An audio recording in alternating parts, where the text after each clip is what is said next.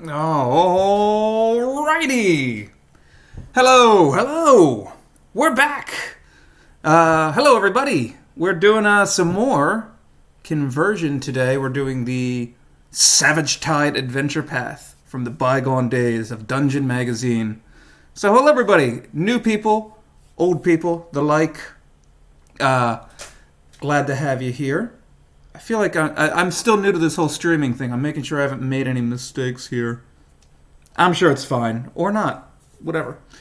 So, welcome back.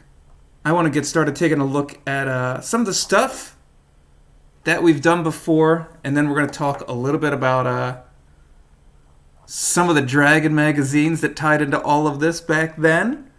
And even go over the story that we've got so far. And then we're going to get right into converting stuff. So, in case there is anybody who has not met me yet, my name is Azzur, or Ruzza Wuzza, or Ruzza, depending on where you find me. In case you haven't figured out the trick, I got very lazy, and I just took one name, and I just kept switching it around so that I didn't have to keep going like, a name like that already exists. So, there's probably a bunch of Azzurs and Ruzzas out there. So, Savage Tide Adventure Path, we have been converting. Let's take a look at what we did last time. Woohoo! Alright, so, we started with Adventure 1, There Is No Honor, which was written by the very, very lovable, our dinosaur man himself, James Jacobs, and it's also, potentially, one of my favorite adventures in this adventure path, in terms of like my style of play. I don't know about everybody else, but I really enjoy the low level kind of scraping by with limited resources. So, we're live! Hello, welcome back, Sparky! So glad to have you. Excellent. So what we did last time was a lot of little things. We did the fun boat encounter, and I'm going to talk about some changes I made after the fact to clean everything up. So, like I said here, the goal of conversion is not to make a one-to-one recreation of the original 3.5 adventure. We want to keep the spirit of that game alive. And I've put this document up on Reddit, and I'm going to keep the doc going so that everybody can take a look at this as we do it and as I clean. There's going to be 3 colors going on right here. More later if I get like realize I want to change something. Red, if you see red, that means I don't have time to convert that, or I want to convert something first before we get there. So, treasure, gold, story-based experience, stuff where I'm like, this, I want to know everything else before we get there. That's what red's going to indicate. We'll see a little bit of that. Green is something that I personally added after the stream, so open for debate as if we're going to keep that sort of thing. And blue is my own personal thoughts about why those changes are made and justify some of those choices. Because we're going to see we've got some interesting stuff coming up that I didn't work through on the stream last time. So real fast, we changed some little numbers from the 3.5 game. I added in a DC check for the appropriate lore to learn about Lavinia and the Vanderborn family. And the Jade Ravens, I noted that a critical success about the Jade Ravens and learning about them. Jade Ravens, by the way, if you've forgotten, is the mercenary group that works for the Vanderborn family. It recognizes their leader, Tolan Kientai, and said to harbor romantic feelings for Lavinia. So, that's going to kind of be, not like a plot point in the game, but it's just another little kind of jab to, if your players go in that direction of wanting the romantic relationships, of having a romantic rival along with a mercenary rival, that could be kind of fun. It is noted in the adventure path itself, but this gives you the recall knowledge to go like, oh, it's kind of a well-known secret. Blah, blah, blah, blah, blah. I need to do something with Lavinia's stat block. I've talked about that a lot last time. 3.5 stat blocks all over the place. Do we need all of them? No, but I should do something with it. Alright. Blah, blah, blah, blah, blah. I want to talk real fast about the number of smugglers we made last time. We had 5 smugglers in Solar Vark, which is the leader of the smugglers, on board the Blue Nixie, the Vanderboren family non-exploded ship. And gosh, I hope we have people that weren't here last time and are just suddenly getting bombarded with all these names and ideas from the adventure, just kind of confused. I'm going to do a recap, and it's going to be a fun one. But, yes! Hey! I don't know how to pronounce the name. Simeon, Simon. But yes, B! So glad to have you. That's awesome. I'm so sorry that you have to see my face and hear my voice in this way, but glad to have you. Second one, I already forgot what the second one was. Simeon. I'm calling you a monkey. Simeon. So, the last time we had the 3.5, I'm going to go to this. The original adventure has 7 thugs, which make for a heck of an encounter. They kind of trickle into the fight, and it would be an overload, even with level -1 opponents, to have 7 of them in, is what we said on the stream. However, I did forget that 1 thug stays below deck at all times. You start typically by seeing 3 thugs, 1 trickles in, and then 1's below deck, which ends up being either like a moderate to a low encounter. And given how many hit points these thugs have, we might want to play around with the number of thugs in there. And here's the thugs. I changed them. One, because I lost original data. Long story. But I kept the screenshot of it so I could fix that. And the other one is as we were talking about it, I forgot who brought it up. Poison brought it up. That the ability to reposition in combat is huge. And these are on level -1 creatures. Even with the 2-action ability I put on them that let them reposition somebody, it was a lot. Instead, let's zoom in a little here. Boop, boop, boop, boop, boop. There we go. Instead, I gave them essentially what the human commoner has. They have a bonus for each adjacent ally up to a maximum of 3, just to athletics checks to shove. Because what we want them to do in combat is push PCs closer and closer to the edge of that boat and draw out the combat, which is interesting to me. So I really like that a lot more. Speaking of, going down to Solar Vark, leader of the Exotic Animal Smugglers, which Exotic Animal Smugglers is a very interesting level 1 villain. I kind of like that. I didn't change much with him. I took away his dagger, because as much as I like the idea of fighting, throw a dagger at somebody, it felt clunky. Just so that I gave him the unarmed strike, which lets him kick. Yes, it is an exotic animals, like everything is thieves, and 100%. We're going to get there in this adventure. We might even get there in this stream. That every 3.5 adventure was like, fight goblins, fight undead, or fight thieves. And admittedly, Exotic Animal Smuggler is just a recolor of a thief.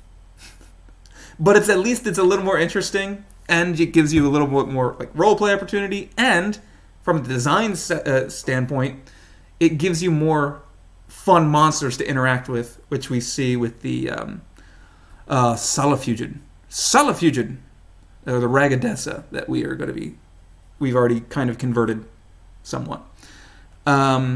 Solar Vark has the cool ability. Last time it was use a strike action on an adjacent flat-footed opponent, and he dazzles them until the start of his next turn, which is cool. I just added a rider that the PC could then use an interaction to wipe the spit from their eyes. God, I really actually like Solar Vark as a villain now, because he's such a jerk to fight against. You're fighting him, and he suddenly spits in your eyes and kicks you off the boat. That's really cool. So yeah, that's our first encounter, is a bunch of these thugs that push you around, and then our exotic animal smuggler who spits in your eyes and kicks you off of a boat. And of course, I've added in the rules of climbing up back onto the ship. So it's a fun staggered encounter. I really like that. I noted here, we may go back and change some of the positioning. There are 5 thugs. It's unlikely the players will face them all at once. Turning the severe encounter into a moderate or even low. There's always a thug below deck, so there's only 4 smugglers that you would be fighting at all times, and Solar Vark, even in the worst scenario. Mathematically, let me real fast. Let's get out Archives of Nethys. So what would that be? With 20, 40, 80, and Solar Vark, that goes to a moderate encounter if you get all of them at once. The way they trickle in, it feels more like a low encounter. So, all right.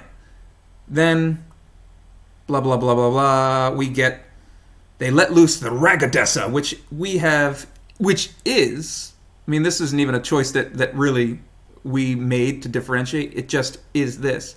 It's the giant Salifugid. I had to look up how to pronounce that. But, giant Salifugid. I'm still thinking about if I want to change it, because it is a trivial encounter. It's a level 1 creature. It jumps.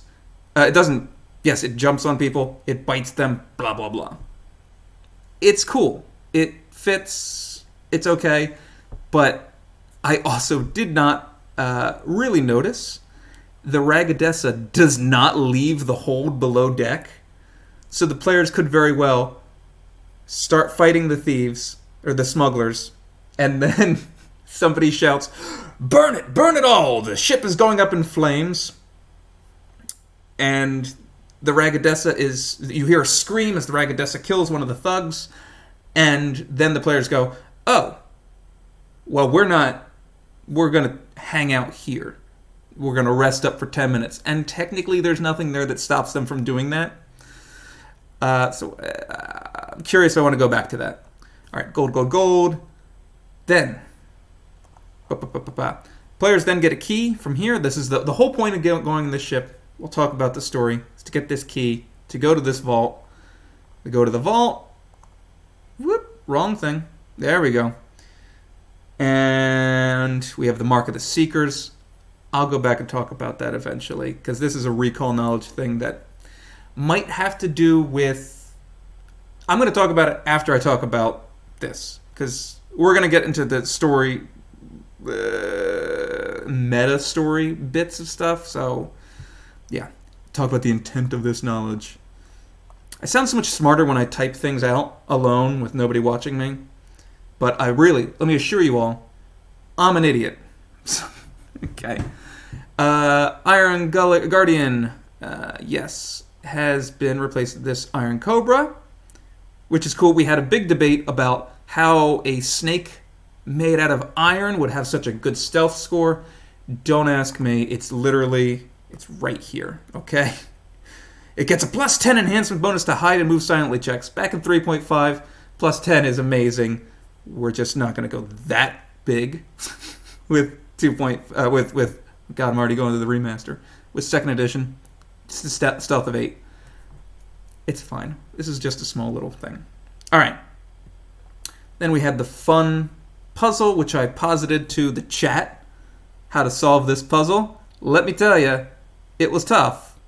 So what we did, here we go, was introduce a hint system so that players could use their skills, Arcana, Crafting, Nature, or a relevant lore skill, which you'll see Pathfinder modules love to write in there, but I actually think that's great, to give some hints about the puzzle to help solve it. Because the game just grinds to a halt if you go, all right, we got to that vault, Lavinia, and she goes, yeah. Can you guys solve this puzzle? And you're like, nope. All right. And then Demogorgon takes over the world because you couldn't get past the grade school puzzle. Okay. Yeah, see, so yeah, Sparky's got the right of it. You start to pick up, okay, there's eyes. That's the answer. The code is that eyes, but then you have to also recognize that you're essentially turning combination lock. You're not turning you're not like setting it to this. It's a combination lock that you're turning. It's just a giant one. So what I said with the hint is just on a success, likely, the vault itself seems to be constructed much like a safe lock, with the pillar in the center functioning as the tumbler. Sunrise and sunset, from the note that you'll find on the blue Nixie, is code for east or west, right or left. Hopefully that would make things, just that success alone makes things easier. That said, the hints are not necessary to solve. I know that when I do puzzles with my home group, I usually present the puzzle to them, give them all the information they have, and then say, I'm going to go fix a sandwich, or I'm going to go use the bathroom. You guys puzzle this out. So, I don't know. The one thing that gets me about this puzzle is that it uses a very 3.5 monster, a very D&D monster, that really we don't see much anymore, especially with Pathfinder. I don't think the OGL covered it. The Umber Hulk, which has 4 eyes, but I think even in 5th edition D&D, you don't see those 4 eyes anymore. I think they just show the 2. Collective unconsciousness, or collective unconscious kind of telling us, yeah, Umber Hulk, 2 eyes. I remember that. I remember the big giant bug eyes. Very few remember the tiny little eyes above those. So that one might be tricky. If it becomes an actual problem, it could be easily rewritten. All right. So then we're going to go and do converting. I was going to ask, will we retool the puzzle? Yeah, so that's exactly what I'm thinking. Maybe. And that's as easy as like putting in like an Etten. I think an Etten is already used, where it's a two-headed monster with 2 eyes each. Yeah. I would also like to recreate a lot of these handouts, and I've got a background in graphic design. I've got a background in a lot of things. Talk about that one later. But so I might recreate some of these handouts. Who knows? So that brings us to part 4 today, Peril under Parrot Island. And before we start converting, let's look at the story so far. So here we go. How do I, no? Still learning how to do this. Oh, this is how I do it. Boop, boop. Da-da-da-da. Jump over to my storyline file. Boom! There we go. Our story so far. So, for everybody missed the first stream, or just like somehow watching, they decided to go back, watch the VODs, start from the second one.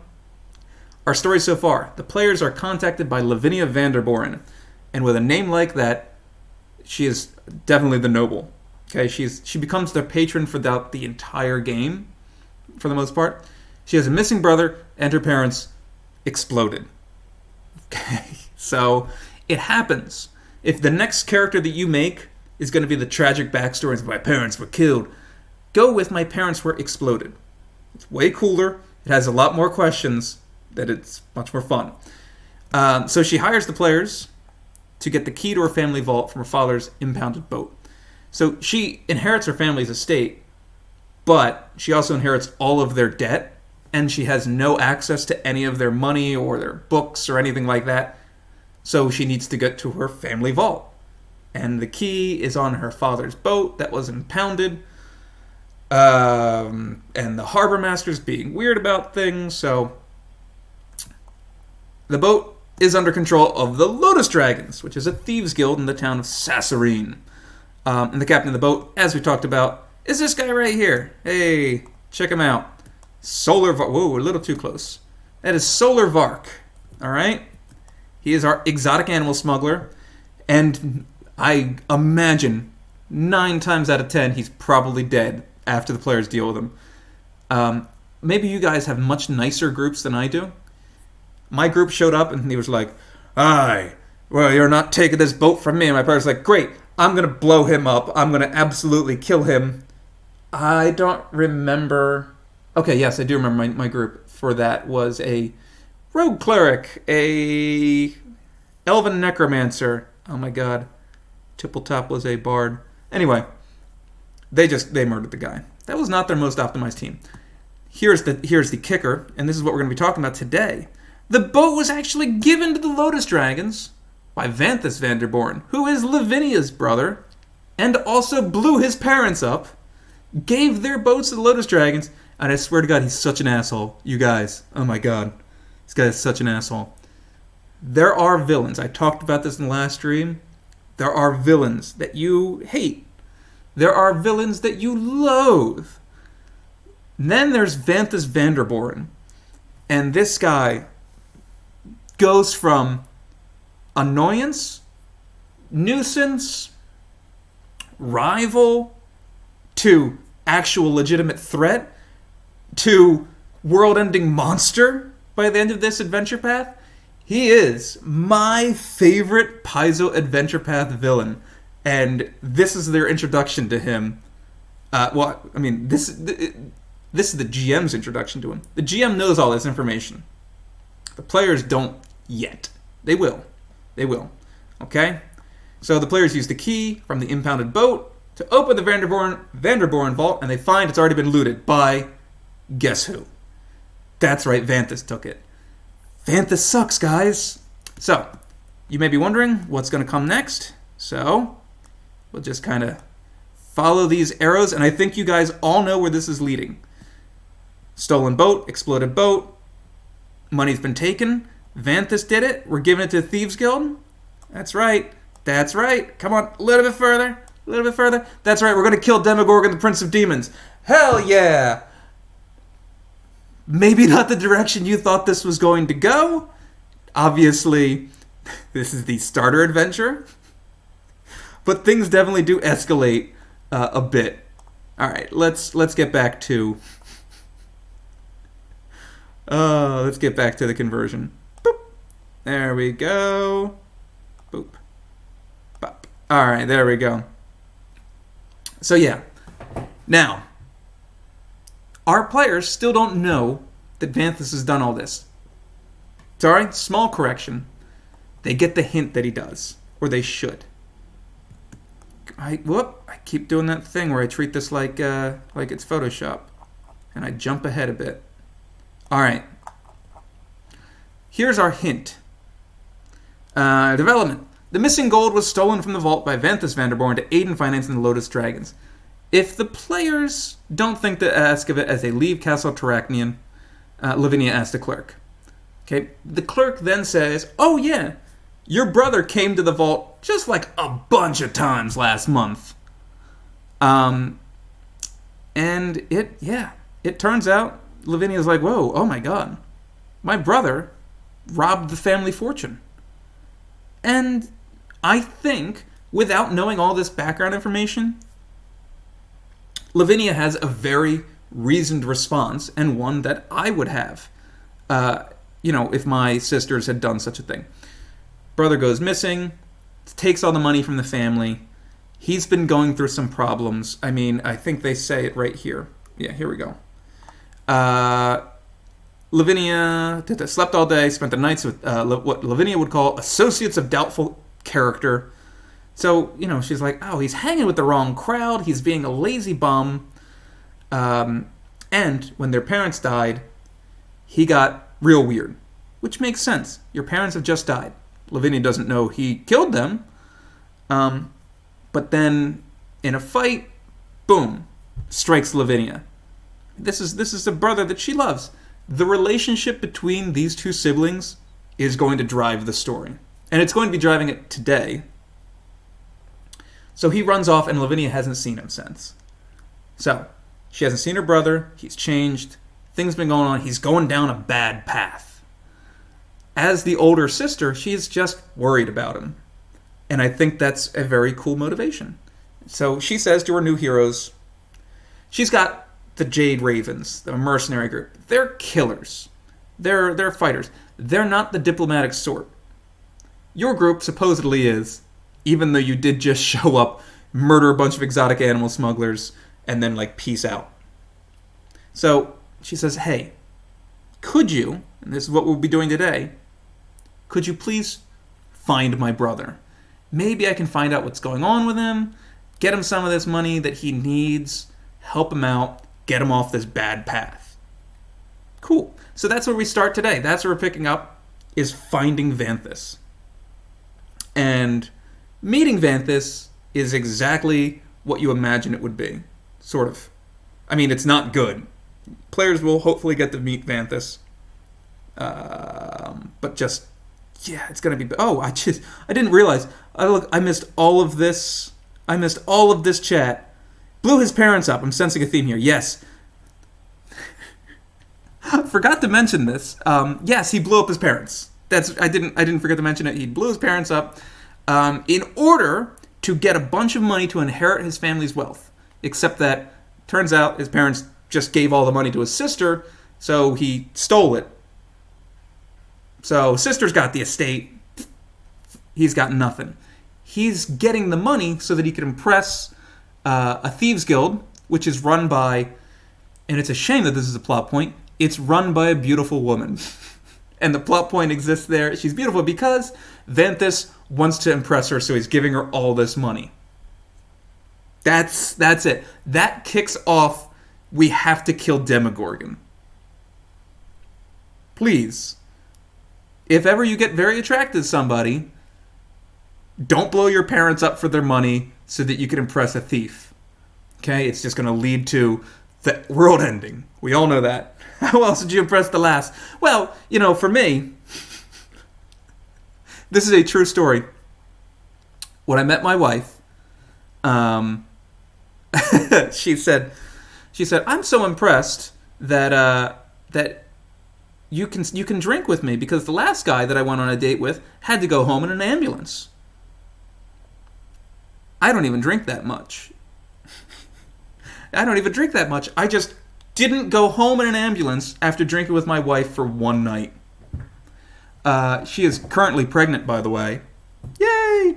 And let me tell you, she stares at every bar that we pass, just like, ooh, I'd love to have a drink again. Anyway, yes, Old Paizo, and we're going to be contending with Old Paizo quite a bit. We're going to be grappling with some not super stuff. Yeah, thank you. I already have one son. Hopefully, I will be having... I already have one, like I'm collecting them. I have a son. He's 2.5. And I will hopefully be having... I'm hoping for a daughter. Just because... I don't know. Variation. It's got to collect them all. Anyway. So, I made a little to-do list. Hey, to organize things a little bit better. Part 4 is Peril under Parrot Island. Ooh, spooky. Parrot Island, I feel like, is where so many people that are going to convert this are going to stop. Or, in the very least, if they don't stop, is where they're going to make a mistake. Because Parrot Island uses the most 3.5 designs of designs, which is wearing down players and their resources with repetitive encounters and diseases. Which is not fun in 2nd edition. 3.5, I actually enjoyed it. I thought it was cool to be like scrounging, but it doesn't really work in PF2. So we're going to look at that. First off, we have to find Vanthus. All right, where'd my mouse go? Here we go. She knows something profound has happened. We have to talk about our gather information check on Vanthus. This gather information, this diplomacy check to go out and gather information is weird. 1, it's broken up by the different districts in Sasserine. Yeah, I mean, I think that's interesting as an idea. I don't know that it actually... First off, let me stress, this gather information check does not matter. Doesn't matter at all. Because all it does is to raise attention that you're looking for Vanthus. And I personally don't like that as a design, like, at all. Oh, I would like my players to do something that is useless so that I can just continue with my story. I don't like that. But what we're going to do today is just convert it directly.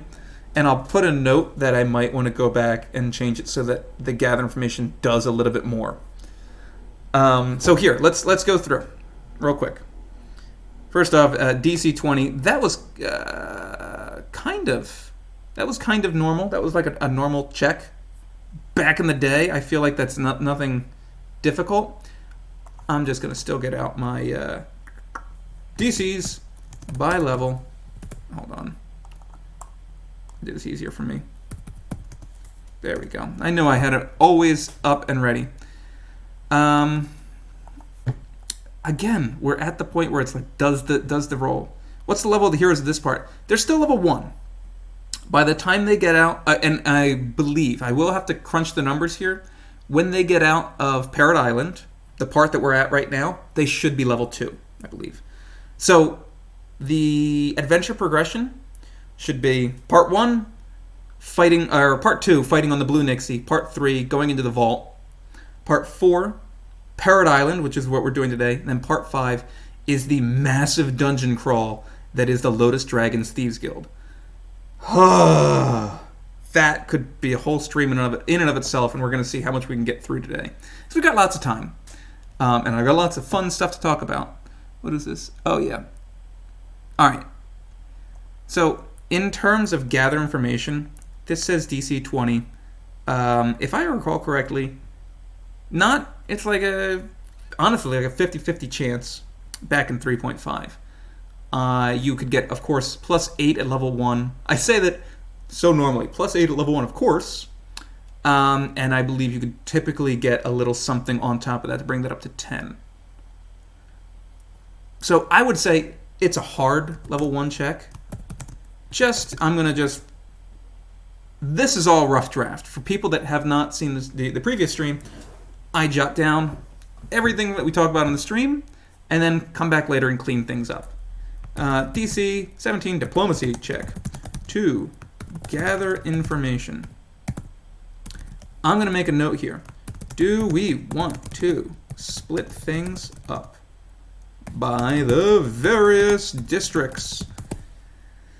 And this is an important one.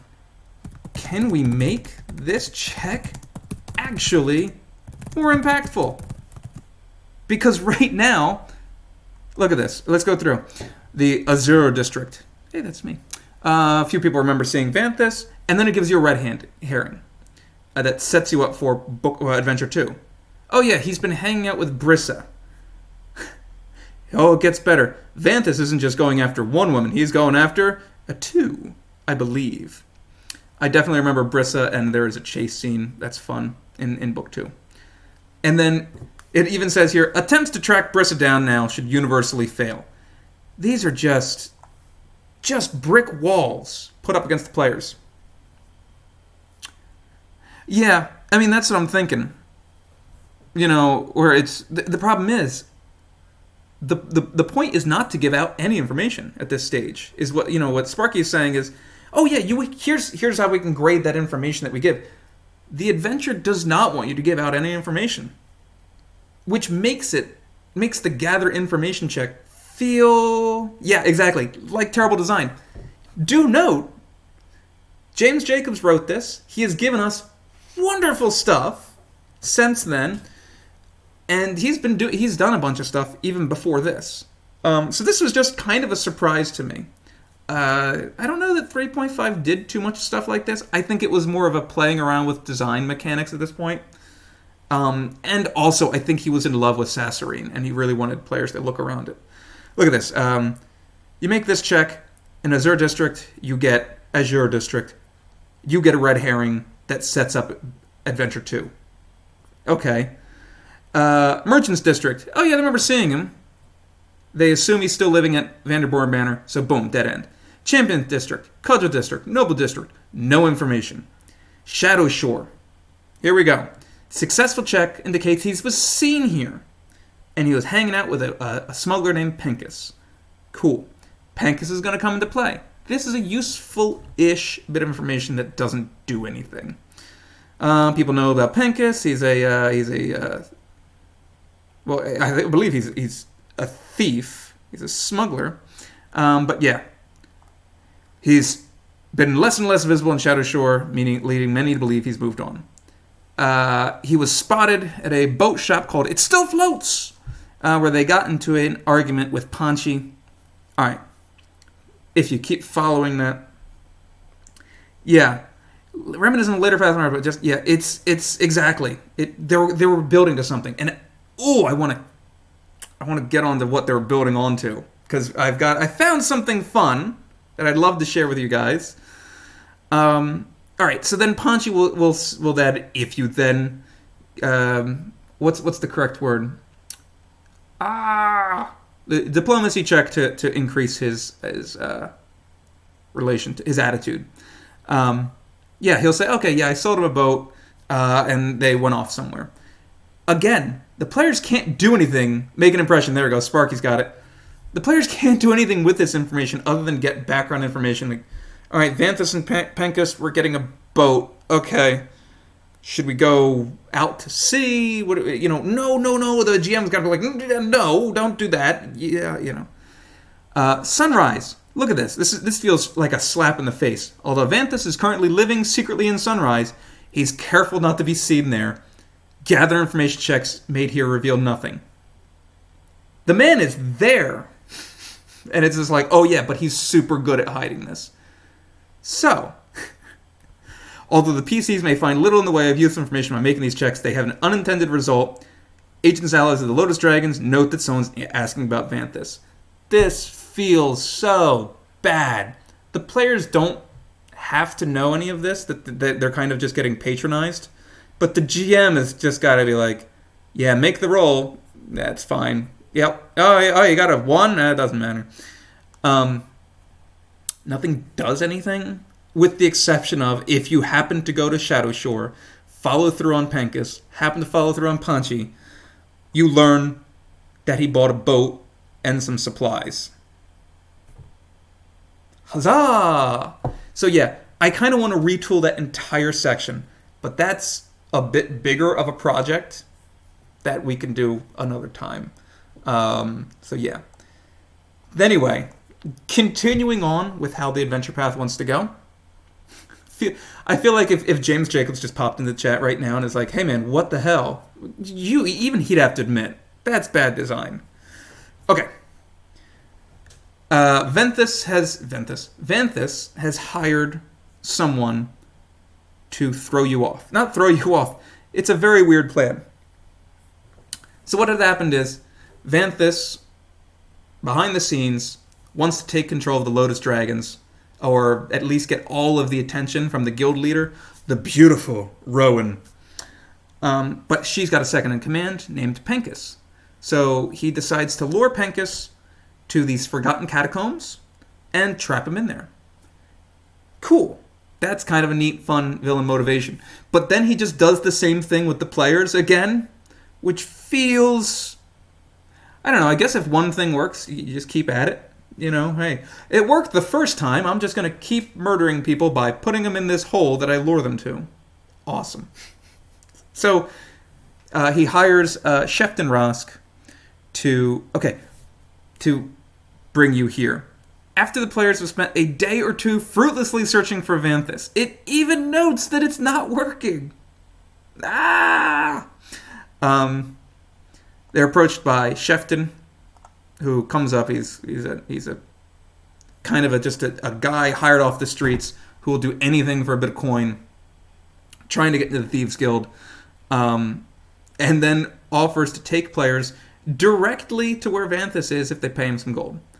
Shefton, we don't need to do much with him other than, give him the official, like, Shefton, he's a chaotic neutral half-elf.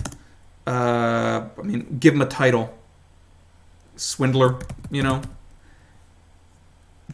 He's a level 0. For those that don't see the Pathfinder adventures too much or interact with the design of them, essentially that level is just to allow you to base DCs off of if you're thrown into a position where you might have to use stats that don't exist. Yeah, lackey. The thing is, this guy doesn't really even know that. I mean, he knows that he's working for the Lotus Dragons in a way. He was just kind of pulled off the streets. Swindler is even wrong. Swindler, I'm going to put lackey, and we'll come with a decision later. Give him some stats. The big one that he needs here is deception. He may suck at things, but let's see. Let's give him a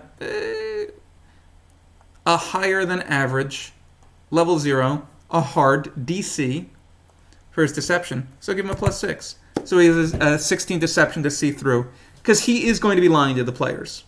He knows that Vanthus is going to essentially try and murder them here. Let's see. Shefton's not the greatest liar. His skill at bluff may be enough to fool the players anyway. If they start asking difficult questions, he just kind of, oh yeah, no, totally. Look, hey, I'm part of a smuggling operation. And this kind of follows. Telling the truth, in a way, will kind of help him out. Here's the thing. They don't really have if the players see through this lie, that is where and 3.5, 3rd edition adventures, you'll see a lot of this, where it'll go, okay, the onus is now on the GM for if the players do something unexpected. Not that Pathfinder modules don't have that, but there are little sections where the players can definitely put a spanner in the works and kind of mess things up. Because, I mean, if suddenly they see, oh, this guy is not on the up and up, let's not trust him, all of Parrot Island kind of falls apart. And the players will have to, the GM will then have to get them to put part 5 in a more organic way, which actually is not too difficult, but there is no, guide for how to do that. For me, my players are like, oh, we're not going there. I'd have those gather information checks sort of actually just lead them to the Lotus Dragons Guild House, which is going to give us part 5. Actually, I'm going to have them lead it to the taxidermist place, which is a front for the Guild House, and we're going to get there. Parrot Island. So, either the players are sent to Parrot Island, or they go along with Shefton Rosk. Okay? It's much more fun. Oh, by the way, I love these old ads for the just random third-party content, because the OGL, man, I hope you guys know just how important the OGL is, or was, or shall be. So much stuff got pushed out, and not all of it was great. I know. I talked about it last time where I bought at Adventure that was just oh, if you come at night or come during the day, you immediately die. What are you gonna do? Anyway, so players arrive to Parrot Island one way or the other, or don't. I mean, but that's for the GM.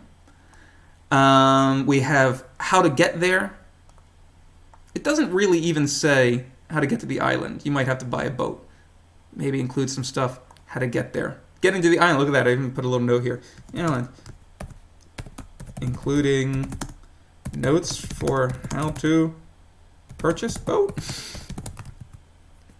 Not that it 100% needs it, but, I mean, I do want to help out the GM a little bit. Alright, let's get into the island. The big thing here is a survival check to note the particularly overgrown trail leading up from the beach to the small clearing at the center of the island. Okay. That's a DC 12 survival. Boy, we can keep that at an easy level 0 and keep it at a DC 12. Look at that. Keep it at DC 12. Wow, we don't have to change anything. The skill remains unchanged. To note the path to the center of the island. Yay! Alright. So, you may be wondering, this is Vanthus's plan? To get rid of people asking about him. He's going to lead them to where he's killed other people? Yeah. A DC 15 search check is enough to locate the door. Yep. Alright. And I like to write this. Searching PCs. Again, we're at the fail forward design. We're at the brick wall of 3.5 design. Where if you don't find a thing, adventure's over. Cannot progress. Searching PCs. I like to just put should discover the trapdoor that leads to these smugglers' tunnels. Or, obviously, Shefton points it out. Obvious. Yeah, if they're thank you. Like, if they're searching, they find it.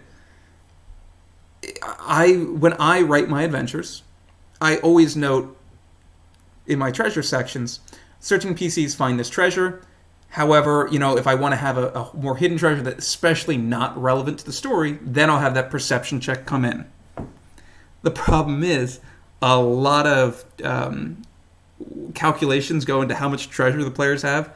That's why when you design stuff, you leave a buffer of treasure, so you go over that, supposed limit, so that players can miss stuff. And you get to reward those guys that are always searching all the time, and they've got the high investure in perception, with rogues and rangers with their high perception. Yeah, exactly. And for those of you that play by post games with me, you'll know that I always ask before doing anything, like, does anyone have, what's everyone's exploration activity? Just so that it makes things a lot smoother as we go. So we know that, you might be fighting combat, but then afterwards we've got somebody that's looking at the combat, looking around, checking things out, investigating, or that one champion who's always got his shield up as they advance. Or, if you're boring, you're always scouting. Not to call out anybody, I'm the guy that always ends up scouting. Anyway, obviously Shefton points it out. Okay, Shefton's job is to show the players, oh, hey, look, that's where Vanthus is. He's in that hole in the ground. Why don't you go check it out? So we might see where this is going. This is where players totally get to meet Vanthus. There is if Shefton was the players, you can point out easily. Cool. Rope hangs down from a hook in the wall, providing a relatively safe method of descent. I don't even think you need a check there. I think that's fine. Just it's 30 feet down. I'm gonna just real quick remove check to climb down, and in parentheses likely going to get rid of that. That seems very silly. Again, if you haven't heard the design ethos of if it's a very easy check, don't bother rolling for it. If they have no chance of failure, don't bother rolling for it. If they have no chance of success, don't bother rolling for it. Don't put that there. I don't like that. Okay. So, shaft is 30 feet deep. Boom. Here we go. This is where things could get weird, especially from a GMing point of view. Vanthus waits hidden in the undergrowth nearby, and once the last player descends in the tunnel, he emerges. Give the players DC 0 listen check. No, they're going to hear this. You hear Shefton's exclamation of surprise as Vanthus approaches and stabs him in the back. This is a good introduction to Vanthus. Moments later, Vanthus just shoves his bleeding body down the shaft where the half-elf dies on impact. This is so cool. And Vanthus cuts loose the rope, and then he taunts the players going like, yep, I killed Penkus too down there. Also, stay away from my sister. You guys suck. I hate you. The players get to meet him when they meet him as Vanthus murders someone they just met, shoves him in a hole, and cuts out their way of escape. While being a dick. That's a cool introduction to Vanthus, and when I did it for my players 15 years ago, first off, I believe the sorcerer in the Ray of Frost was used, shooting it up there, going like, you son of a bitch, I will kill you. He answers any questions or threats sent up at him with a mocking laughter, and he grows bored and drops the trapdoor back in place and rolls a boulder on top of it. Players are now trapped down there in the dungeons. Neat. Like it. I like that setup. I don't like how we get there, because James Jacob even notes it here. Staging this event can be tricky, especially if the players insist on leaving one or more of their number topside while the others explore below. Vanthus doesn't spring his trap until he's sure he can catch all the players below. The adventure does not hinge on the plot twist of trapping the players in the tunnels, so they might not give Vanthus the chance. the whole point is we want to get them to Part 5. Part 4 exists as a bridge to getting to the Lotus Dragons Thieves Guild. So it's a fun thematic bridge that's very interesting, and it gives you a little taste of who Vanthus is, but it's not entirely necessary. The way this should go, in terms of story, is Lavinia needs money. You go to the vault. Vanthus has robbed the vault. And where is Vanthus? He's with the thieves. Okay? Penkus being dead, Parrot Island is there to tell us that the thieves exist, that they're a problem, and that he's involved with them. And then what follows should be like a rescue mission, but the way I feel like it plays out is it becomes a horrible underground slaughter. Because that's what my group did. They were like, awesome, we can guilt-free murder a bunch of thieves, which is what they absolutely did, with the exception there was a paladin in the group. I had forgotten about him, because there was a paladin, and he did have some regrets when they were just mowing down thieves in the hallways of this Thieves Guild. All right. So now we've got into Part 4, truly. Let me get some water here. Okay. The players are trapped. You may notice that they're trapped in a very mundane way. It's a trapdoor 30 feet above them. Sure, they could climb up the walls, but now that trapdoor is sealed with a boulder. This should be incredibly difficult, if not impossible for first-level characters to take care of. The two ways that are presented to get to escape are swimming to safety through the underwater tunnel, all the way back to the harbor. It's difficult, especially a group of 4 having to do it. Any group, more than one person doing it, it's tricky. Or they can use the elemental gem from the treasury in area P5. Now, I'm just going to call it the elemental gem problem. We don't have an elemental gem. I'm saying it, let's check. Let me just make sure I'm not crazy. Elemental gem. Oh, my God. I was entirely wrong, but it's still a problem. Geez, not only do we have it in the core rulebook. We have a problem. I know exactly what's going to happen if this were given to my group. So it allows us to summon up an elemental. This would be an earth elemental. So to allow us to solve the problem of the earth elemental then goes up, moves the boulder off for us, and then is gone. One of the big problems is this is worth 200 gold. And let's see, Living Landslide. Let's take a look at this. If you gave this to my players, they're going to keep it. They're going to find any other way out. 100 gold at level 1? Are you kidding me? Let's see here. So it summons up a Living Landslide. Slowed 1. Yes, it has Burrow, and it has Earthglide. So it could solve the problem. It's a very expensive solution, and I feel like most groups would solve this any other way and just keep that money. And in 3.5, if you did that, it wouldn't really throw off calculations that much. You'd be like, oh, now they have some more gold to start off with. It would wildly throw them off in Pathfinder 2nd Edition if suddenly the group is splitting up 100 gold pieces amongst themselves. So, we should think about a solution for that.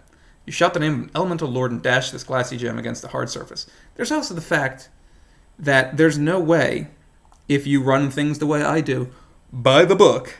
Something you said about giving high-level consider. Yeah, it's a single encounter, they can make it easy. Yeah, and no one wants to buy your weird smoky gem. It could work out.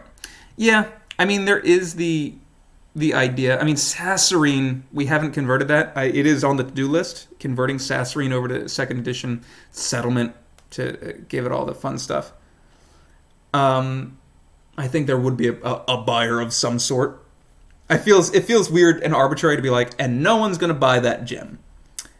But there is also, if you run things the way I do, and that is, you find a gem, and then you go, it's magical, but you don't know what it does, as the rules of the game. And I know not everybody runs raw the way I do. Boy, that sounds filthy saying it out loud. Not everybody runs it rules as written, but the players don't know what that is. And identifying it, that's a level 10 item. Identifying that, did I already lose my, there we go. That's a DC 27 to figure out what that is. Is that even uncommon? No, it's a common thing. DC 27. Ah! Oh no! There's no way. They're just going to okay, we have this gem. We have no idea what it does. That's not a solution.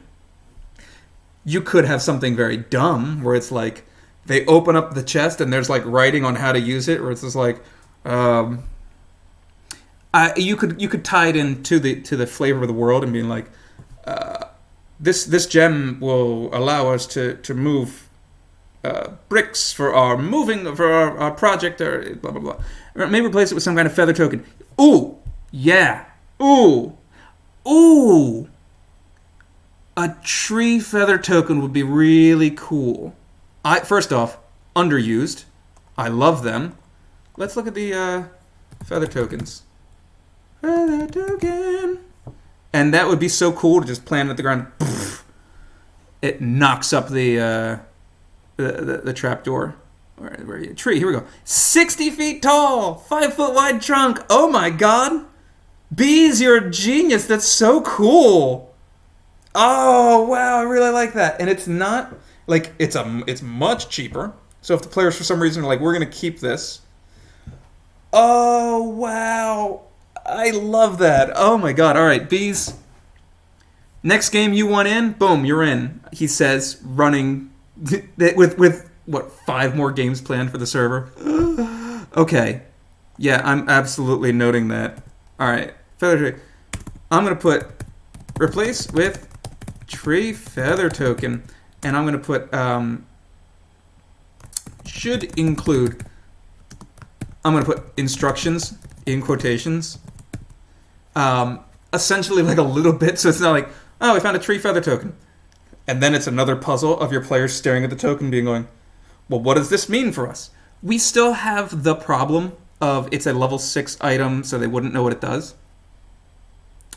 So having the instructions of damnedest thing, I be careful with this feather token. I placed it on the ground, and it damn near blew the roof off my house. I'm gonna actually kind of even note that here. I placed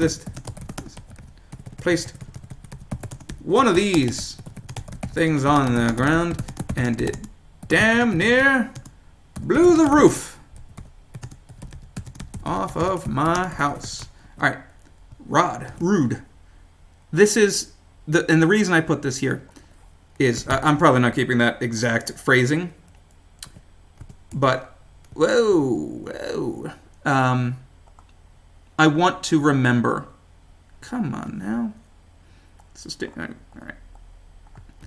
I know I don't need to do this way, but I want to. There we go. Just to keep the formatting. I want to have the players to have a solution that's fun and interesting, much like the elemental gem is, and boy, that is a perfect solution. All right, genius. I will entertain more ideas later. If anyone later on in the stream comes back and they're oh, I got an idea. Yeah, DC, yeah, exactly. That's super cool.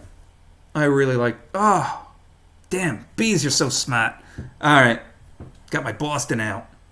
I'm not from Boston, but I am from the East Coast.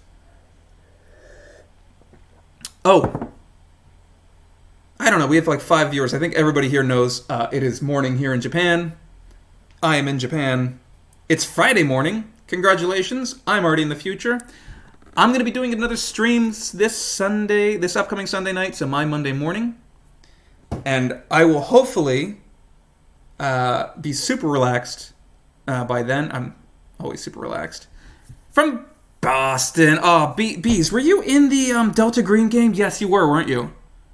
That's right. I remember now. Hold on. Where's Delta Green? Oh, my God. That game. Sorry. I can't hear Boston and not think Chuck. for people, either just coming back and watching the stream, or just for the first time, we are playing, we're wrapping up a session of Delta Green on the server, and holy shit, that has been a fun game. Nex runs a hell, yeah, rip Chuck. Nex runs a hell of a game. Chuck, our Boston local. Oh, rip Chuck. He was the best of us. He was the best of us. Chuck has to come back in some form. That's the thing. I want to do a Chuck prequel story. Oh, tears to my eyes. Very sad.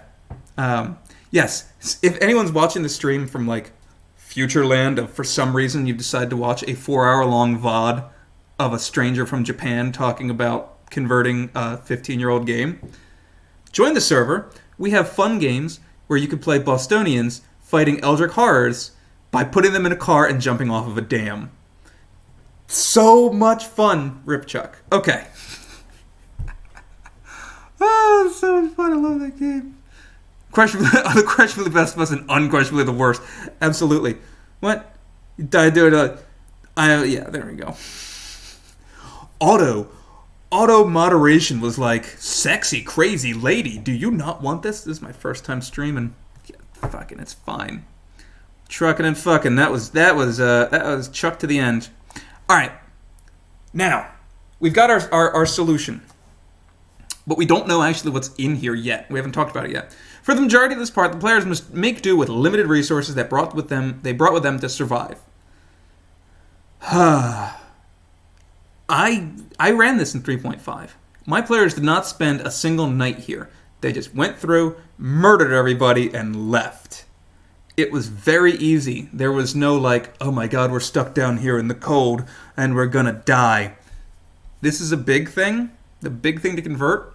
If we want to make it there, and if we want to make it to get that feeling that I think James Jacobs wanted, which is surviving in an inhospitable place by being trapped down here, we have to rewrite stuff. And let's look at sustain. Is it sustain? No, not sustain. What do I have to look at here? Let's go to nature. No, survival is what we want. Here we go. Sense direction, cover tracks, track, blah, blah, blah. Oh, it's untrained here. Subsist. Here we go. We want to do subsist. Do we want to do subsist is what I'm saying. Sorry. With survival checks to subsist. Now, that's the thing. This is a bigger one. I put sustain, didn't I? Subsist. This is... I want to do this personally. Subsist rules. I'm going to say this is a bigger project that will take some time. Because one, we have to introduce a reason for the players to say, we have to stop here and rest. And there will be.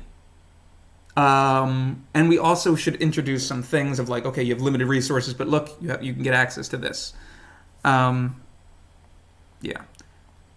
I need to use the bathroom, but when we come back, we are going to get to the fun part of this. First off, blah, blah, blah, blah. Doors, have to force them open because they're all soggy and most are swollen shut. I like that, especially if we introduce a reason for players to start running from things. Given their opponents, given the book's opponents, we're probably going to change them because 3.5 design.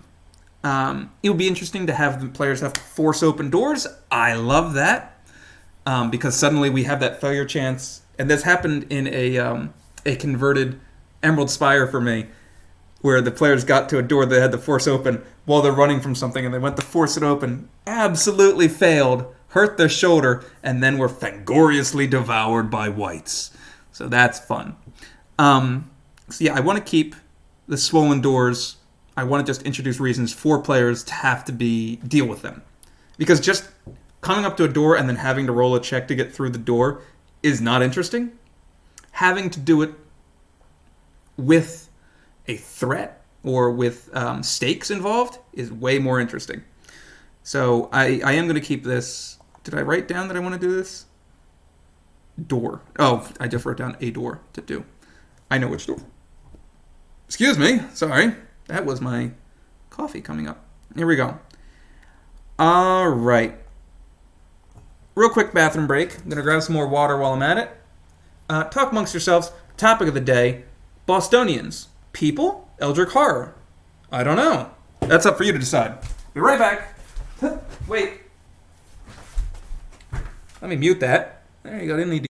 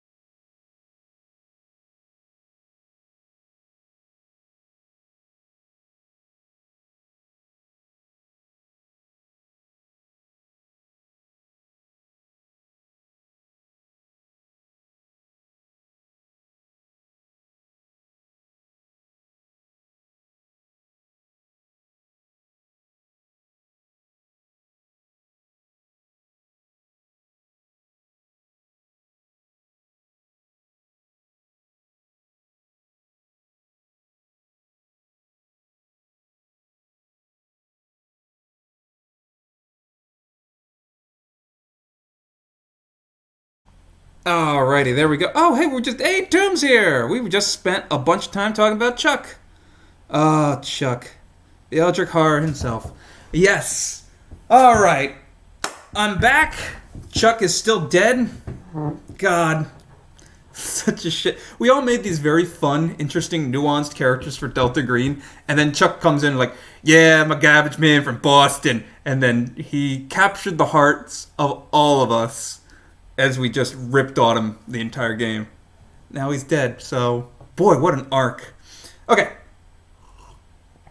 So, what you have actually missed in terms of conversion is we're now trapped underground in a kind of a smuggler den that Vanthus Vanderborn is using to murder his rivals. Players are asking about him, so to the murder den! They get trapped down here, and now we get into the 3.5 design that we've already seen, but we didn't see it as bad as this. And I shouldn't say bad, because it worked in 3.5, it was fun in 3.5, and it still kind of worked in Pathfinder 1st Edition. And that is, the goal of encounters is to wear down resources, not necessarily be interesting. What I mean by that is, right here. 9 ravenous zombies and 1 Huqueva? I swear to God I'm going to do this again. Huqueva. Pronunciation. Nope, I just looked up pronunciation. Awesome. Go away. There we go. Huqueva. How do you pronounce that? Alright. Hukuva. There we go. Hukuva. There we go. Alright. Sorry. Hukuva. We've got 9 zombies and a Hukuva that prowl the tunnels in groups of 3. First off, that's 10. 9 and 1 is 10, so prowling in groups of 3 already kind of weird. Proto-memories of life prevent them from entering water. They're too stupid to realize they can't drown. Blah, blah, blah, blah. But you might be seeing the problem. There are 10 enemies down here, and 9 of them are the same. Hekuva. Yeah, so I always pronounce it Hukuva, which it definitely sounds weird. Hukuva. Whatever. So, here we go. Look at this. Throwing groups of 1 to 3 at the players at any moment where the suspense would benefit is great. Hekuva. Yeah, I've definitely said Hekuva. But, you know, first off, zombies are not a threat. I shouldn't say that.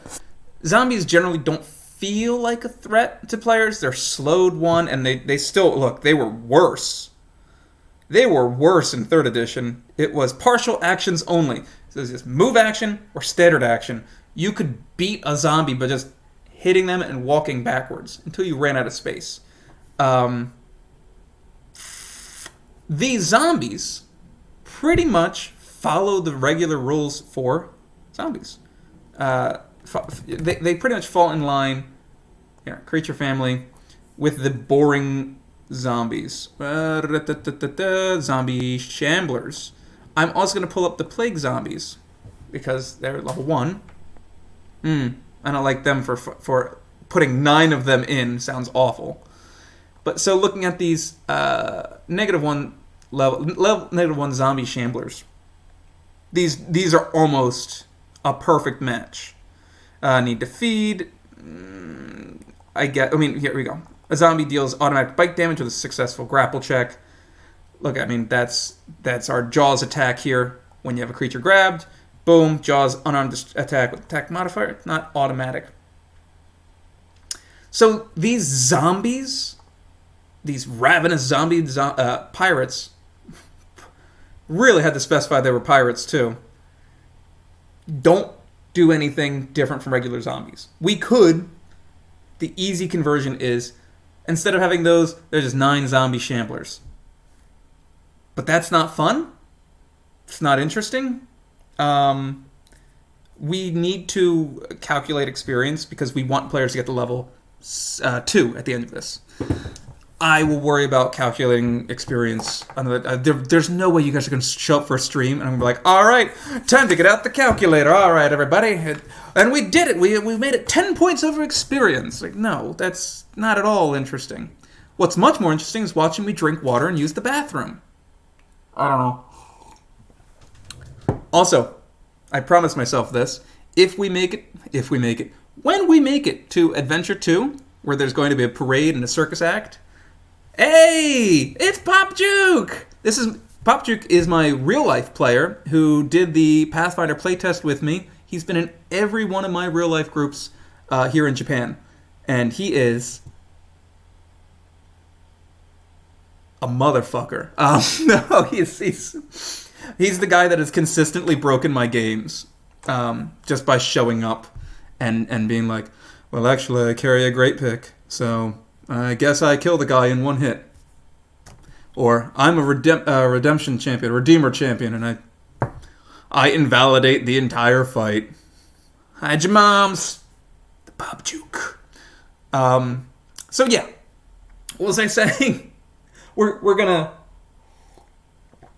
getting rid of just all zombies. We're gonna keep some zombies, but what I want to do is find some more interesting undead down here, and my mind immediately goes to ghouls, because ghouls already kind of fill that niche that it's talking about, where it's like they want to eat their kills. I mean, that's ghouls. Honest to God, when I was remembering this adventure, I remembered this as catacombs filled with ghouls. Oh yeah, is there not a more reduced? Let's take a look. Let's look at the creature family of ghouls. Ghoul level 1. Level 1. Now, I'm not saying we're putting in 9 ghouls. God, no. God, no. A few ghouls. I mean, like, a ghoul with 2 zombies. What is that? Look at me. Look at what I've done. I can't believe I've done this. Building encounters. I've gotten rid of my building encounters, which is my go-to, because I need this.